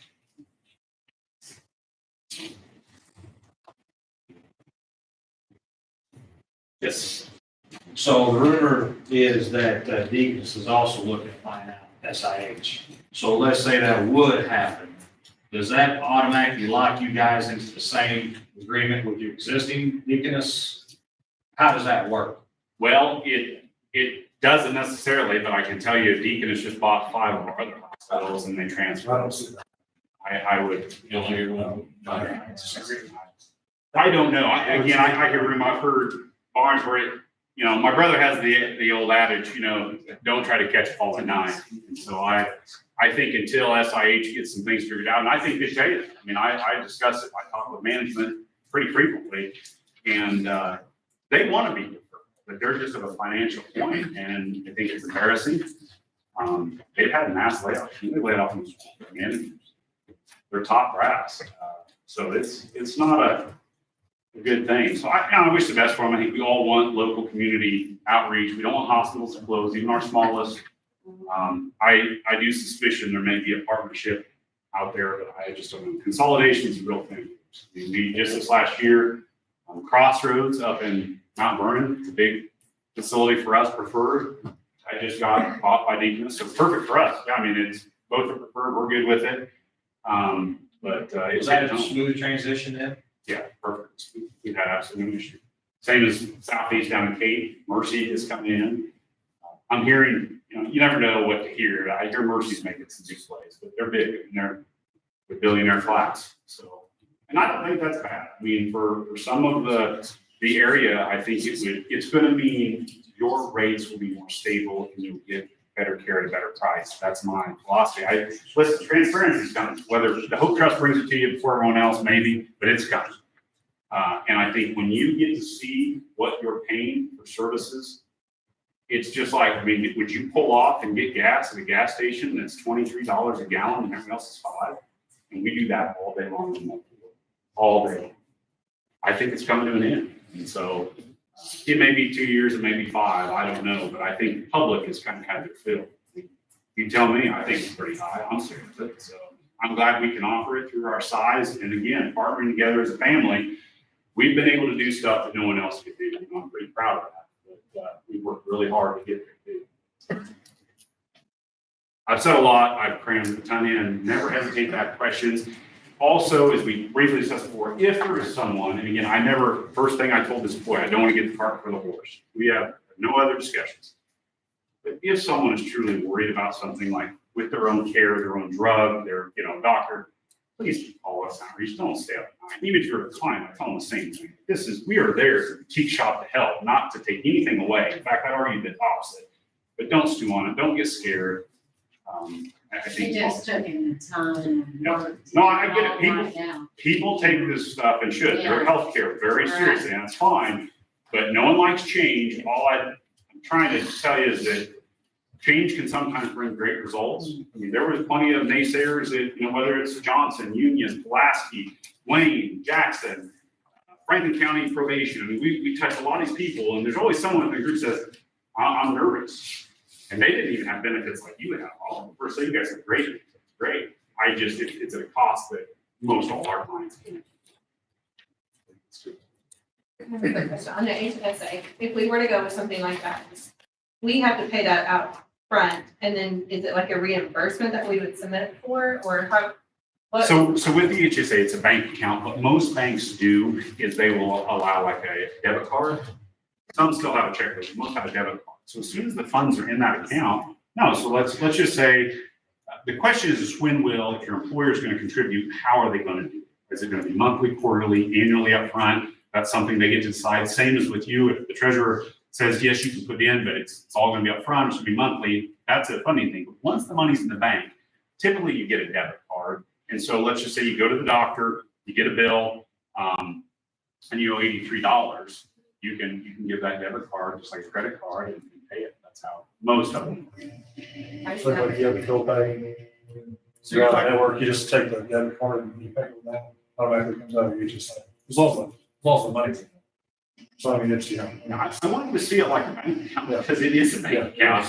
The bank has to treat it differently because there's tax filings, because remember, unlike all the other bank accounts, taxes aren't ever applied. So they have some duties too, and it has caps, you only put so much in per year. So the bank has some regulations, but it is truly like any other bank account that you'll have to sign, and you'll own it forever, and no one else will have access to it, or even your employer. They'll have no access to what you have. It's not like we have to wait till we've spent $500 out of pocket and we could submit it. That's. My question is to the board, if something like that was to happen, would the treasurer, like if you had one bank that you did for all the employees, there $2,500 in there, if you were going to do something like that, and then it would all be there, because there's gonna be people that aren't gonna do it right, and then they're gonna get IRS is gonna say, well, you didn't do this right, you owe us money, and that will happen. Can I jump in real quick? And I don't want to speak out of turn. Most of our groups do. For some of that same reason, and for other, the treasurer says, I don't want to be sending this over. What they'll do is they'll usually pick 1 to say 3 banking institutions in their entity.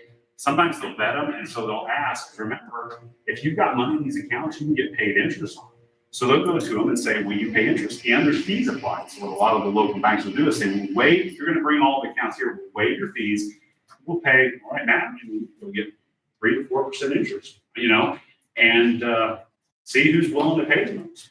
That's always going to be really your decision because you're the one, if you're funding it, where you're putting the money. Well, it's kind of like the treasurer and the county are very good about letting us use a savings account right out of our checking account, and you have to deal with that, right? Yeah, I mean, we would probably, would be allowed to have, use the same word, prefer. Right, So we'd probably exactly. negotiate with some local banks Right. that say, here's your 3 options of who you pick. Exactly. And then here's, so that way I'm not sending out, or, Exactly. we're not doing ACHs to 15 or 25 different That's- banks. that's So yeah, we would limit the scope of that. But then, yeah, they would make the dictation of how it would be funded if they want to do it, all in one lump sum, quarterly after whatever disbursements, whatever that comes out with. And then if you wanted to fund it yourself, we'd have to figure out we can't have one say, I don't want it to be like some people with W-4s and coming in Yeah. and telling her every month, I want to put 100 in this time, 500 in next time.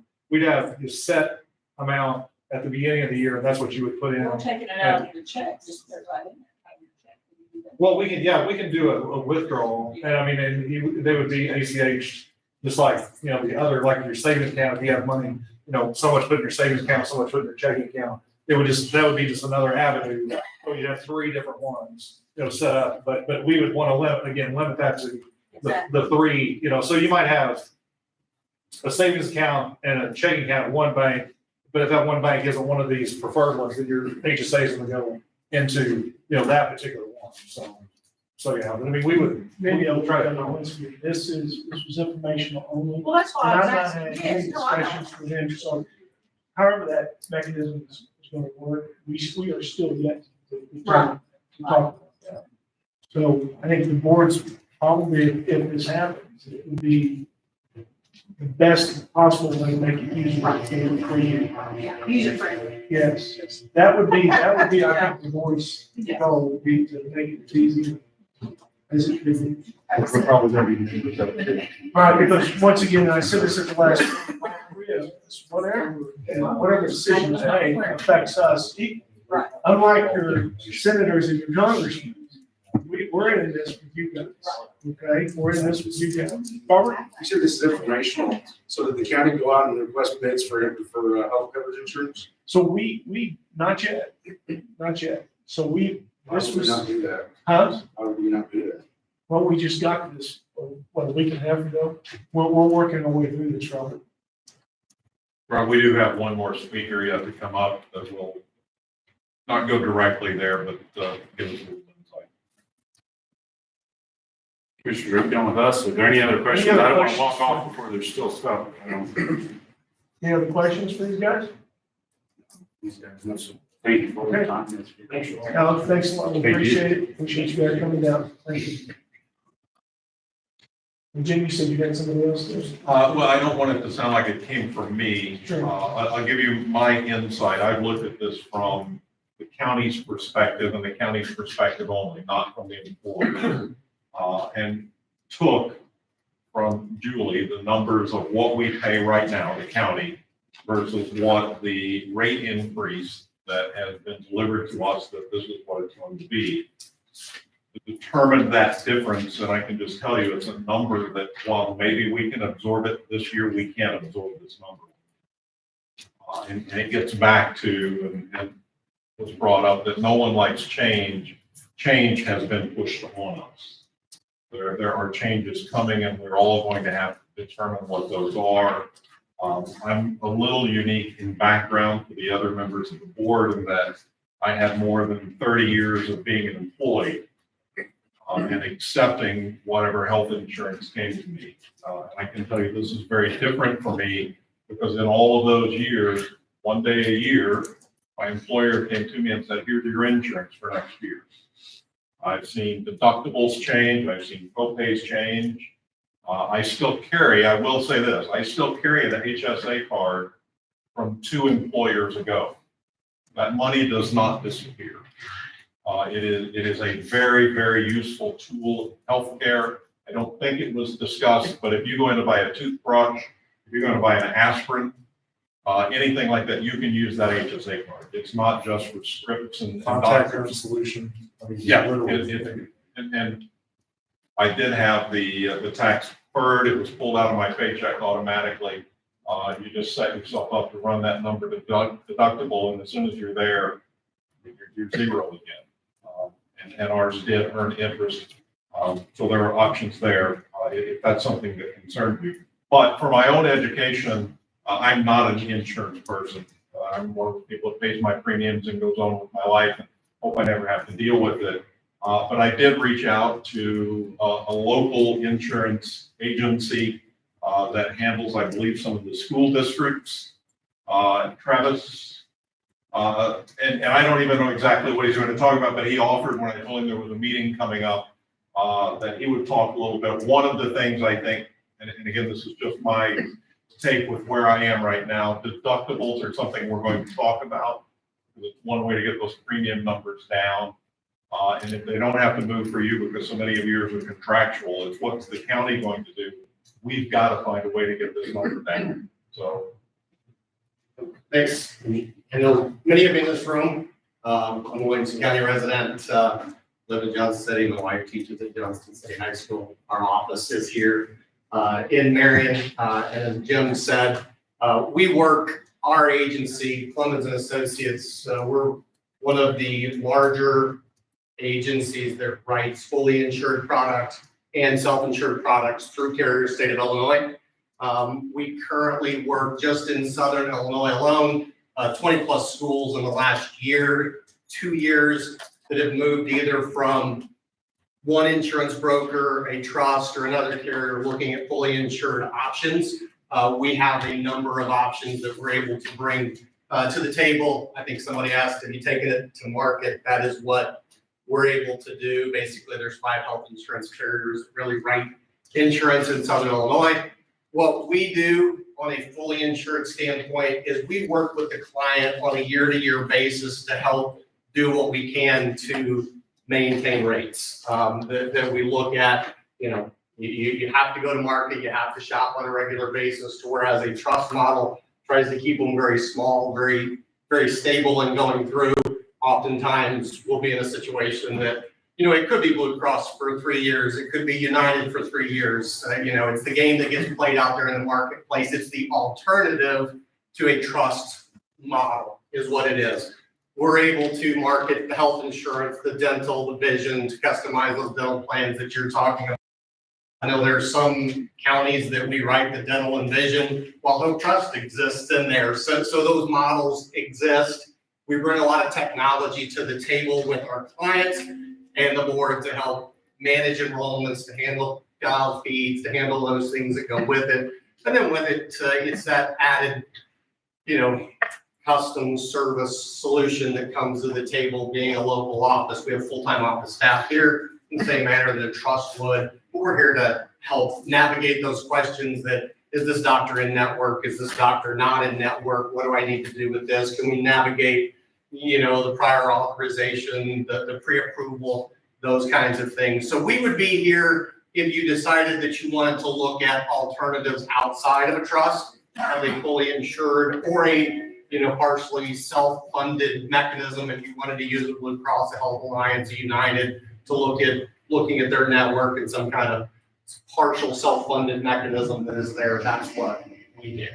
We have looked at absolutely nothing at this point in time. So for me to tell you anything about a rate, can I tell you what similar schools and other government entities are paying in Southern Illinois? Sure, but until underwriting looks at what claims utilization is and what's there, I wouldn't even want to start rate wise. But typically looking at them, most accounts, 10, 15-day period of time to get with underwriters with the various insurance companies to get fully insured rates and know what you're looking at in the marketplace. So that's what we do. We do an awful lot of it here in Southern Illinois. In Central Illinois, where our other office is at. That would be it. So it would be if you decide to move forward, we can help with that. What was your name? My name's Travis. Last name's Cochran, C-O-C-K-B-U-R-E. What was your agency? Clemens and Associates.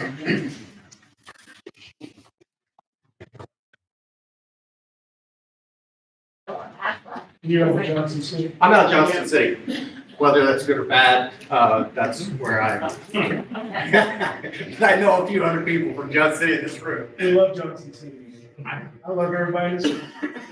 If you have information, you have business information, could you leave it? Absolutely, yes. Hey Travis, I got a question. Currently CMS offers Blue Cross Blue Shield and Health Link.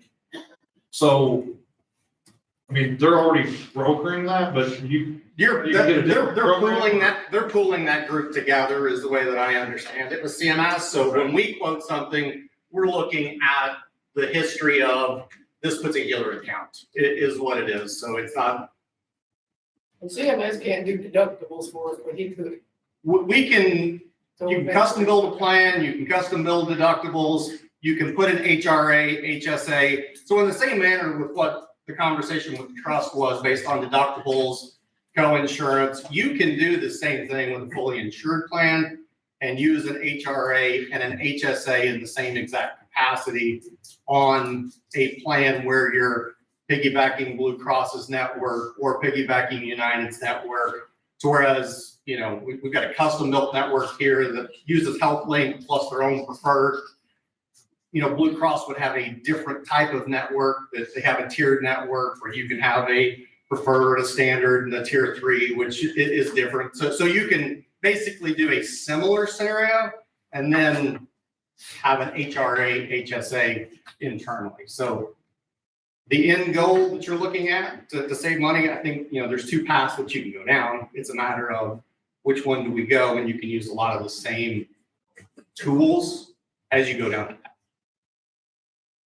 So so the self-insured option you threw out, like our workers' comp is self-insured. We have, put it back, gigantic deductible, Right. And all that. So, I mean, that you would. Partially self-funded, and not to get it, I don't want to steal anything here, but what you look at with partially self-funded would be that the county would, I don't know what the stop loss with the trust is, but they have a internal stop loss that's there. Blue Cross would do a partially self-funded plan that, the county would insure the first 25, the first 50,000 of a claim, and anything over that would go. So you can use Blue Cross for a partially self-funded program that would work the same way you're talking on the work comp, where you set some money aside to cover that, using their network, their pricing, everything that goes with it. So that's one option. Or a fully insured plan would be, United, that everything, they have the internal stop loss, they have the full stop loss, they cover everything internally. You have a fixed price and that's what it is. So you can quote them different ways is what you end up with. So I'm asking a question nobody cares about me, but, so if they figure out the stop loss, is there are they gonna require certain deposits off the bat? To be able to fund that? To fund you're going to be on the hook for those, correct? That's the way that a But they would tell us that, like. Right, based off of their it's set up in the agreement, correct? Jackson County was partially self-funded. I'm just saying, if you start up a self-funded plan, you're gonna have to have some kind of reserve, and that's why I'm trying to start and run. Well, and then you've got, they ran into the issue of claims had to be paid by a certain date in order to get the money back from the stop loss, et cetera, and those dates didn't jive with the fiscal year, and so they were running into a problem. Reach out to Liz in Jackson, she'll explain. I don't know that a partially self-funded plan is the way that Williamson County wants to go. Right, I'm just trying to understand. I'm just saying that it's out there. And I think that's if you're gonna be an informed consumer and make the best decision, I think you have to look at all alternatives that are there and then make that best decision that moves forward. Sorry. My question is to the board, just briefly, the two major plans that we have now, Blue Cross Blue Shield and HealthLink, they sent you the new rates, but was it told to them, you're gonna lose this? Is there any way that you can do any better, or is that even something that you can do, or they just? Basically, I called them and told them, these rates went up a lot. And they said everyone's calling and complaining to them. basically, they're looking for next year, which that doesn't help us this year, to add deductibles, because they said they've gotta get the rates down. So next year, when we have open enrollment, they will have deductible plans to make the rates go down. But right now, they do not have anything to But help us. because there's nothing in their plans this year for a deductible plan, that's why they went up so much. Basically, why it went up so much is because they said they had COVID money in reserve, and all that money's gone. So they were actually eating some of the costs of our health insurance the last 2 years. With their COVID money. I think that happened to a lot of insurances. They were using COVID money, everybody's went up. You guys noticed the health plans went up a bunch last year. Yep. And then this year, Blue Cross Blue Shield, so. I think what Mindy's trying to say is, hey, are you gonna bid it out with CMS also? Basically, that's, Our current yes, thank you.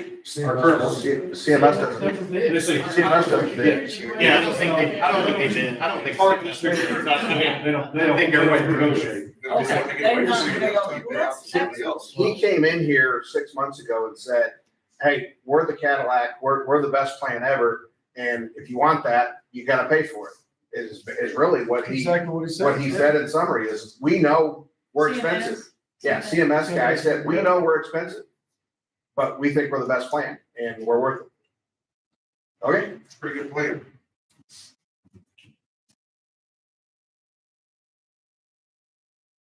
Does anybody have any other questions? Is there an option of keeping our current plan, but asking the contracts and employees to put more on the premiums themselves? Yeah.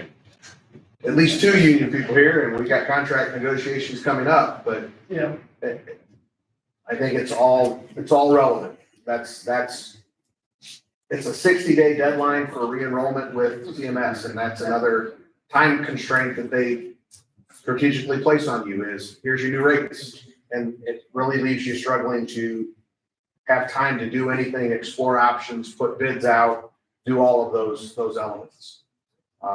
And usually they only give you a month. So with that, You guys will be about- you guys that will be being about said, first are we hours, going yes. to, let him do it, get his proposal together so we We're can. gonna sit down and talk. We're listening, I guess. I don't mean to be, Once always again, ask you a question. yeah, once again, this is information, we're trying to figure out. But do you hope to have something done by June or? Yeah, we have to. There's no time to even bid it out now. It's your renewal. Robert, honestly, I'm gonna give you an answer to that, but we need to talk to figure out how we're gonna get that done. That, we have a time constraint here. We literally got this information, we can have. We can have, bro. All right, we had 2 meetings on this. Normally CMS gives you a month. I'm on their advisory board, so I got it a month early. So luckily we got 2 months to decide this instead of a month. Just a side note, Plymouth handles our AFI policies right now. So when does your health insurance, is it 6/1 or 7? What is the date? So May 1st to May 31st is when they can make any changes. That's open enrollment. Yeah, and then June is when we start taking it out of payroll, so we have to know in June, and July 1st is when the insurance starts. Okay, it's a July 1st effective date. Yeah. Okay, so it's deductions in June. I mean, it may seem like it's tight, but you have plenty of time.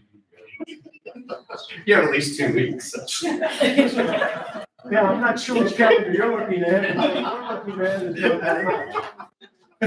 at 2 weeks. But I thought that you had said that you would be willing, or that you may possibly be able to carry it a little bit longer, but definitely not in the next. The thing is like, would you want to rush to make a decision or you know what I'm saying? Like when you want to have a little bit more time to make a more informed decision, possibly pay out a little more for a month. It's not a little more. Right, yeah, no, I mean, I was at the first. You know, it's a big number, and I don't want to see the county have to absorb it. So we're going to work diligently to try and avoid that. If our hand was forced and we were stuck there, I don't think we're there. Okay. Anybody else have Anything else they want to ask? Can I ask the whole people real fast? Hey, the analysis that you did, is that based off of, that's off of the current rates and not off of the new?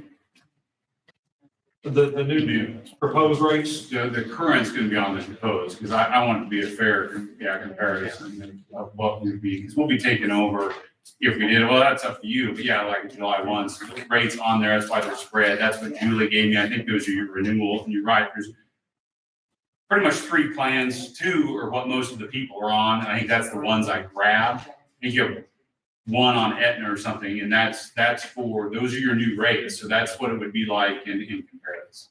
Okay, so the 4.1 million would be what is gonna be the current exposure to the county, not. That's what you're looking at, yeah, I was trying to make looking sure that we behind. weren't saving $1 million from the existing plus the 1.4 that we're gonna be eating. No, So it's 2.4 that we're actually. Gearing up, and then we didn't discuss it, and it's probably much for the commissioners, but you as well as the treasurer, is that usually when groups come in mid-year, problematic like that is, we're on a Jan 1 renewal. And so they don't want to join for 6 months and then so we have to give them an 18-month rate guarantee, which is great. But that's how I have it set up. And we'll probably going forward, I mean, it's the county's discretion, but typically groups don't like to join with the 6-month guarantee. They want a year, and since we're on a 1-1, we have to do an 18-month to secure. Good for the employees. So anybody else? We're about to close this thing out. So you guys said you have to discuss this, what's your next steps? Make a decision. Well, we're getting ready, I guess, to talk about that right now. So I was just looking for any more questions from anybody. Gentlemen, you want to set up another time for next meeting?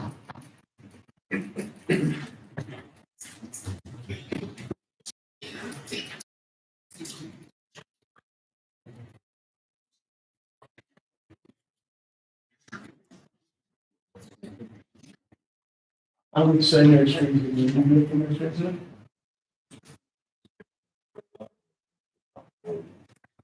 Well, Friday is day off. We've got We regular meeting Tuesday. we have regular meeting on Tuesday. We could do Tuesday afternoon. I just think we need to move. Yeah. I agree. We've got a lot to do here and every day matter. Tuesday afternoon, 1 o'clock? Do you want it to be a complete committee again, or is this just commissioners that you can lump it in with your 10 o'clock meeting? I kind of like it to be as transparent as possible. Yeah, I'm just asking as far as, Yeah. because it's one of the same as far as I haven't, what we're handling. I haven't seen the agenda for Tuesday morning. I kind of like to keep it simple. If that's what we do. Okay? So Tuesday afternoon at 1 o'clock.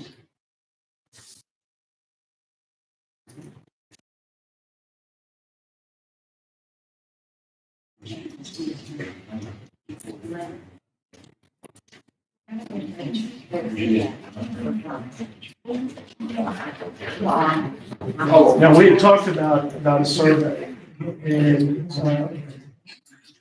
I'd asked Brett to kind of put together that survey. He's going to have questions, and once again, we didn't send it out because we felt everybody needed to have the information what an HSA is.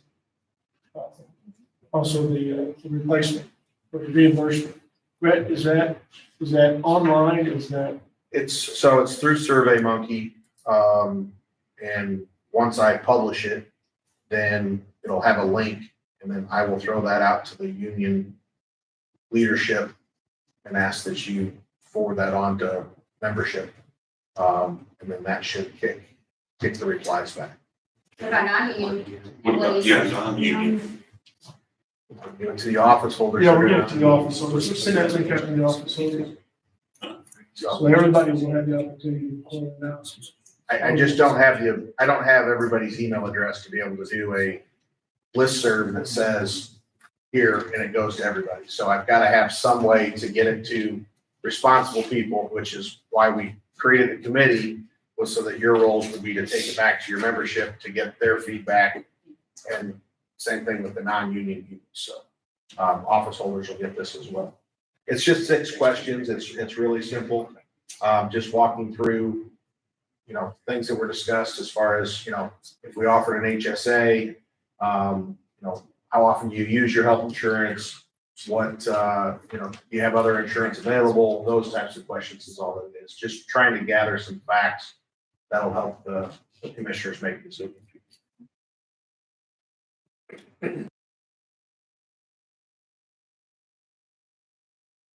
Anybody else?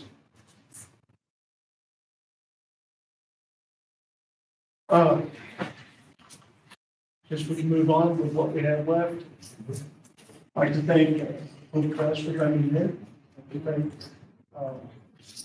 Travis Piper and Putnam Associate for coming in. Appreciate that. Thank you for your input. Thank you all for asking questions. That's how we're going to solve this problem, is by getting good questions. Appreciate that. What's that? Travis is a second generation insurance person. His father was the Aflac that came to Williamson County from the very beginning.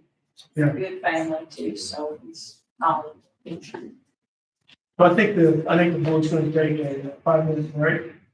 And that way we just have board business and not any insurance being discussed with this. You're welcome to stay, but you're also welcome to leave. If you have seen enough of our faces, then you're more than welcome to stay. I'm going to take a 5-minute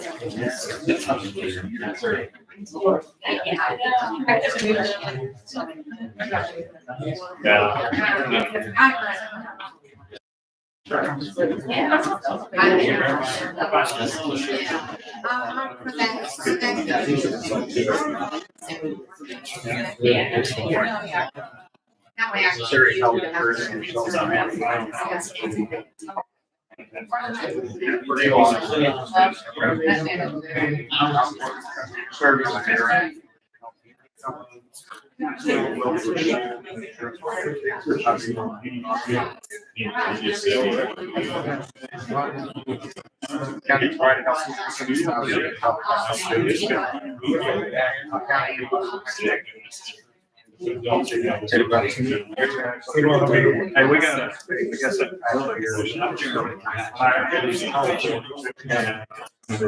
guess do I have my reach out to Mike? I'll give you those. No, I'm just kidding. I just thought. I'm on the board, but I'm not the chair. I'm just a member, so yeah, either direct it with Mike or with Doug. Those are the two. Oh, yeah. All right, you too. Approval yet? Yeah.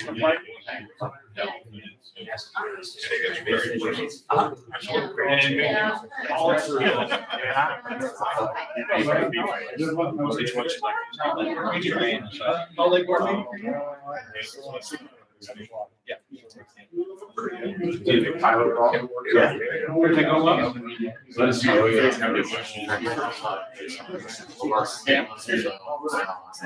get that.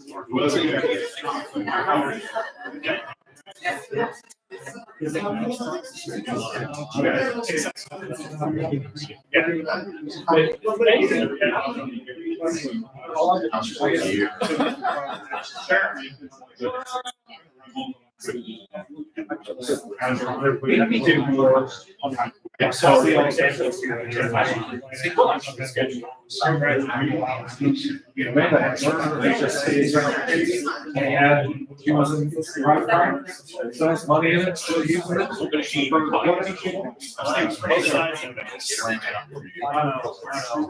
got the trust in there. I was complaining because I couldn't get the HRP, because that's what I wanted. Yeah, I'm like, I think it's simply. We have a deductible plan now and. The joy of it. To be able to. I know. Absolutely. For the young people, put their money in the bank. Insurance is so good. It is. Yeah. And the county government, Jackson County, their sheet what an employee pays is down to you. It depends on what you meant, are you business owner, and because you were hired before 1995. That pays 46 hours a month for the individual. No contributions for so when you're on. Yeah. 900. They don't tell me this. We do the opening, we got to sit down with the HR person, you got to give us our cheat sheets, and we can give them the correct answers. And Jeremy was down here with Jackson House. He said, everybody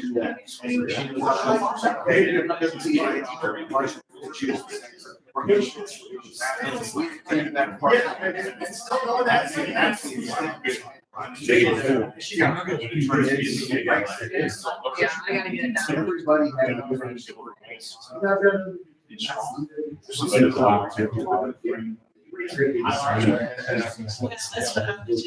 Square hole, and they only have a round peg. The number one comment that comes from this floor has been,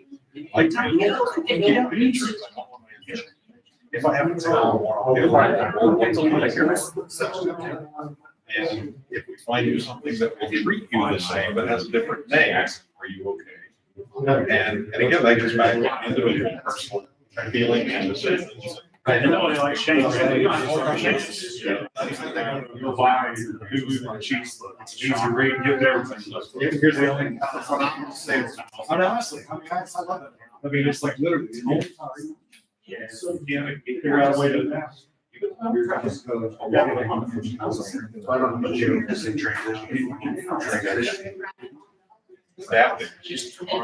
I always give Alex every time I tell him. For 2 years. Treasurer representative, I was in from there, and then, you know, it took 2 years to get into this. They took 4 months to be here. Then it did. Everybody loved it. Yeah. It's easy to work. Everybody liked it. Success stories. Leadership knowledge. Yeah. Because if you go back to talk about. And then the only thing is that once again, that's 1%. There's the rest of. And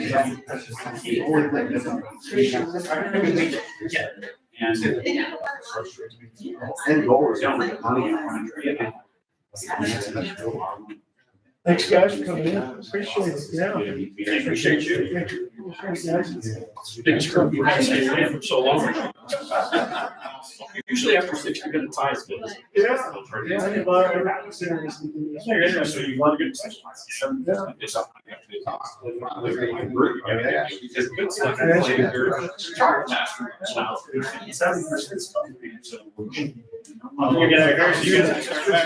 It's safe.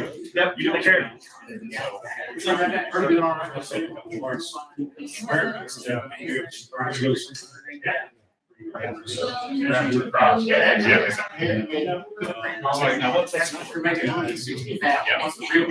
Yeah, sure. Okay.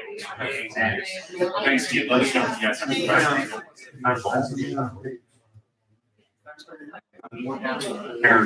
Whatever it's. busy meetings.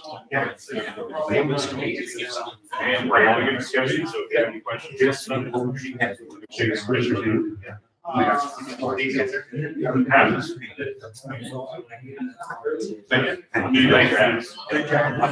India, so. Guys I assume there's something beyond this that I can.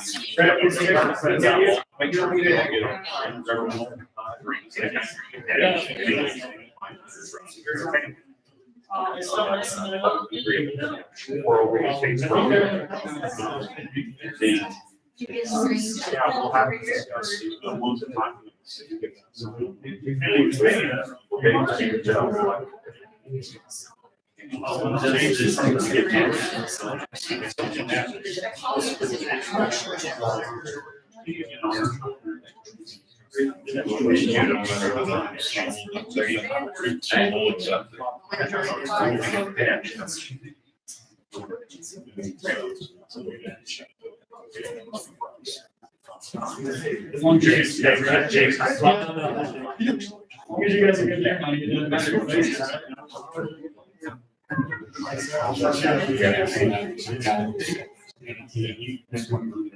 You know, you pay. All right. Somebody's got. For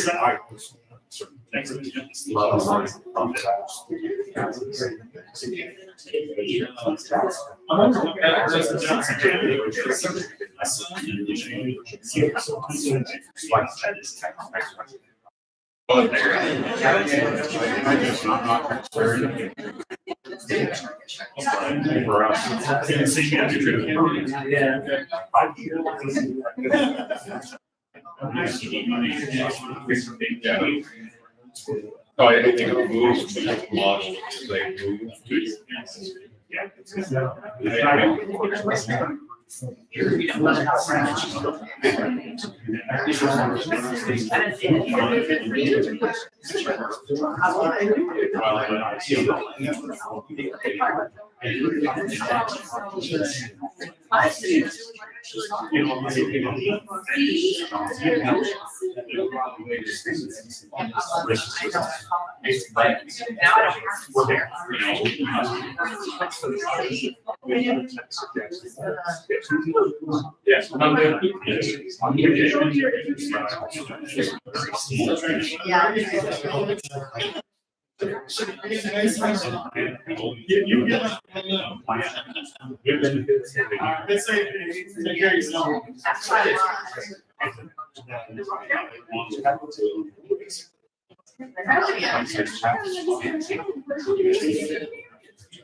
Oh, I know, yeah. I don't know, like, you know, if I was sick,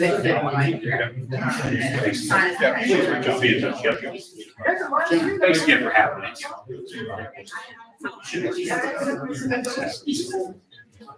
I'll say. I appreciate you guys having us, so we're in the most fun discussion topic, but we appreciate it.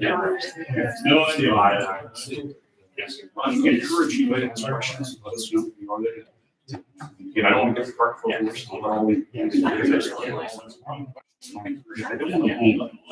Like, if you're gonna get some care.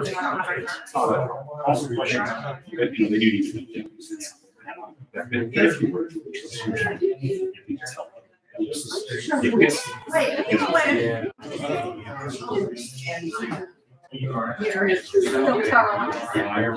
So yes, exactly. I can't.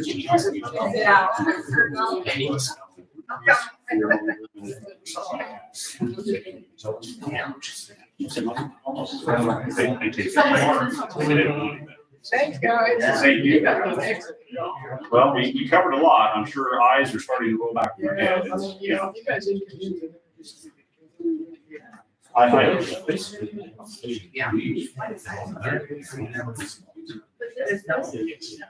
You don't have to, but it can. Where I find health savings accounts. Where your health chip. But it is in terms of the employee chip into. I think we could lie. Yeah, really lives.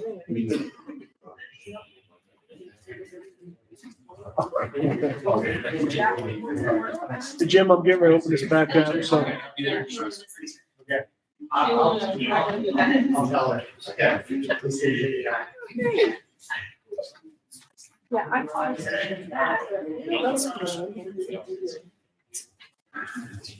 Alex, thank you for coming in. I really appreciate it. No, I just call it, I'm rolling back your head. There was a lot of information. That's Thank good. you guys. See, James, good to see you.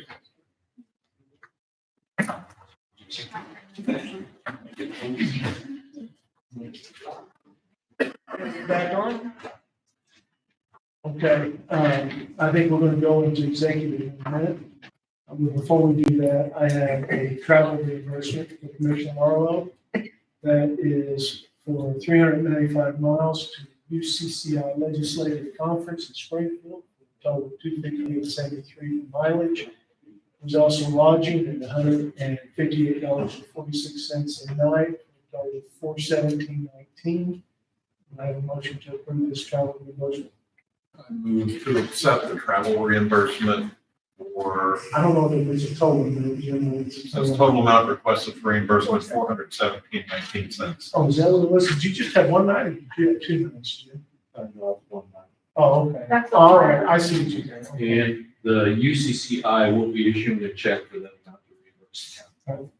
So you made a motion, I second, roll call please. Tim Max. Yes. Jim Marlowe. Abstain. Jim Fraser. Yay. Okay, is there any other? Oh, we have one ARPA? Let's do ARPA because we're going, like I said, we're going to go to executive. This is for Lakeside Water District. It's 2 small bills, and 1 Cohorn Schifrin for going to a meeting and discussing information with them, and then for some legal work that Barrett Toomey, We're Using Hope, did. This bill is pretty old, but they just now got it, I guess. It's dated February 16th. Total amount $1,452.42. But I have to have you guys. Inside. I will say that on the, kind of on the ARPA front, just for your own information, I reached out to the resident of White Ash today and talked about the sewer out there.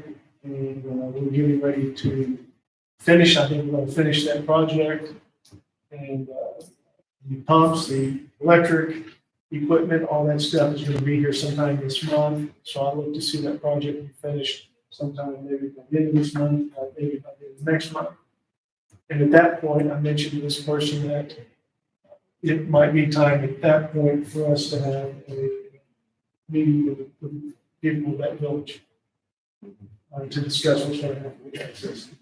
So that it hasn't gone away. We will have to deal with that. And that's my update for today. We have any other public comment or anything else this morning? All right. And I'll move that we move into the executive session, closed session. Pursuant to 5 ILCS 120/2C1,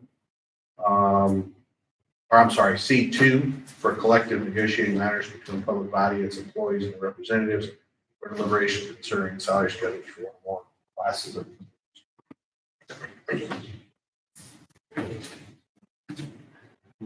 I'll second that. You moved. I move, yeah. Roll call, please. Tim Max. Yes, Jim Marlowe. Yay. Jim Fraser. and it's 3:20. Right? It's 3:20 p.m.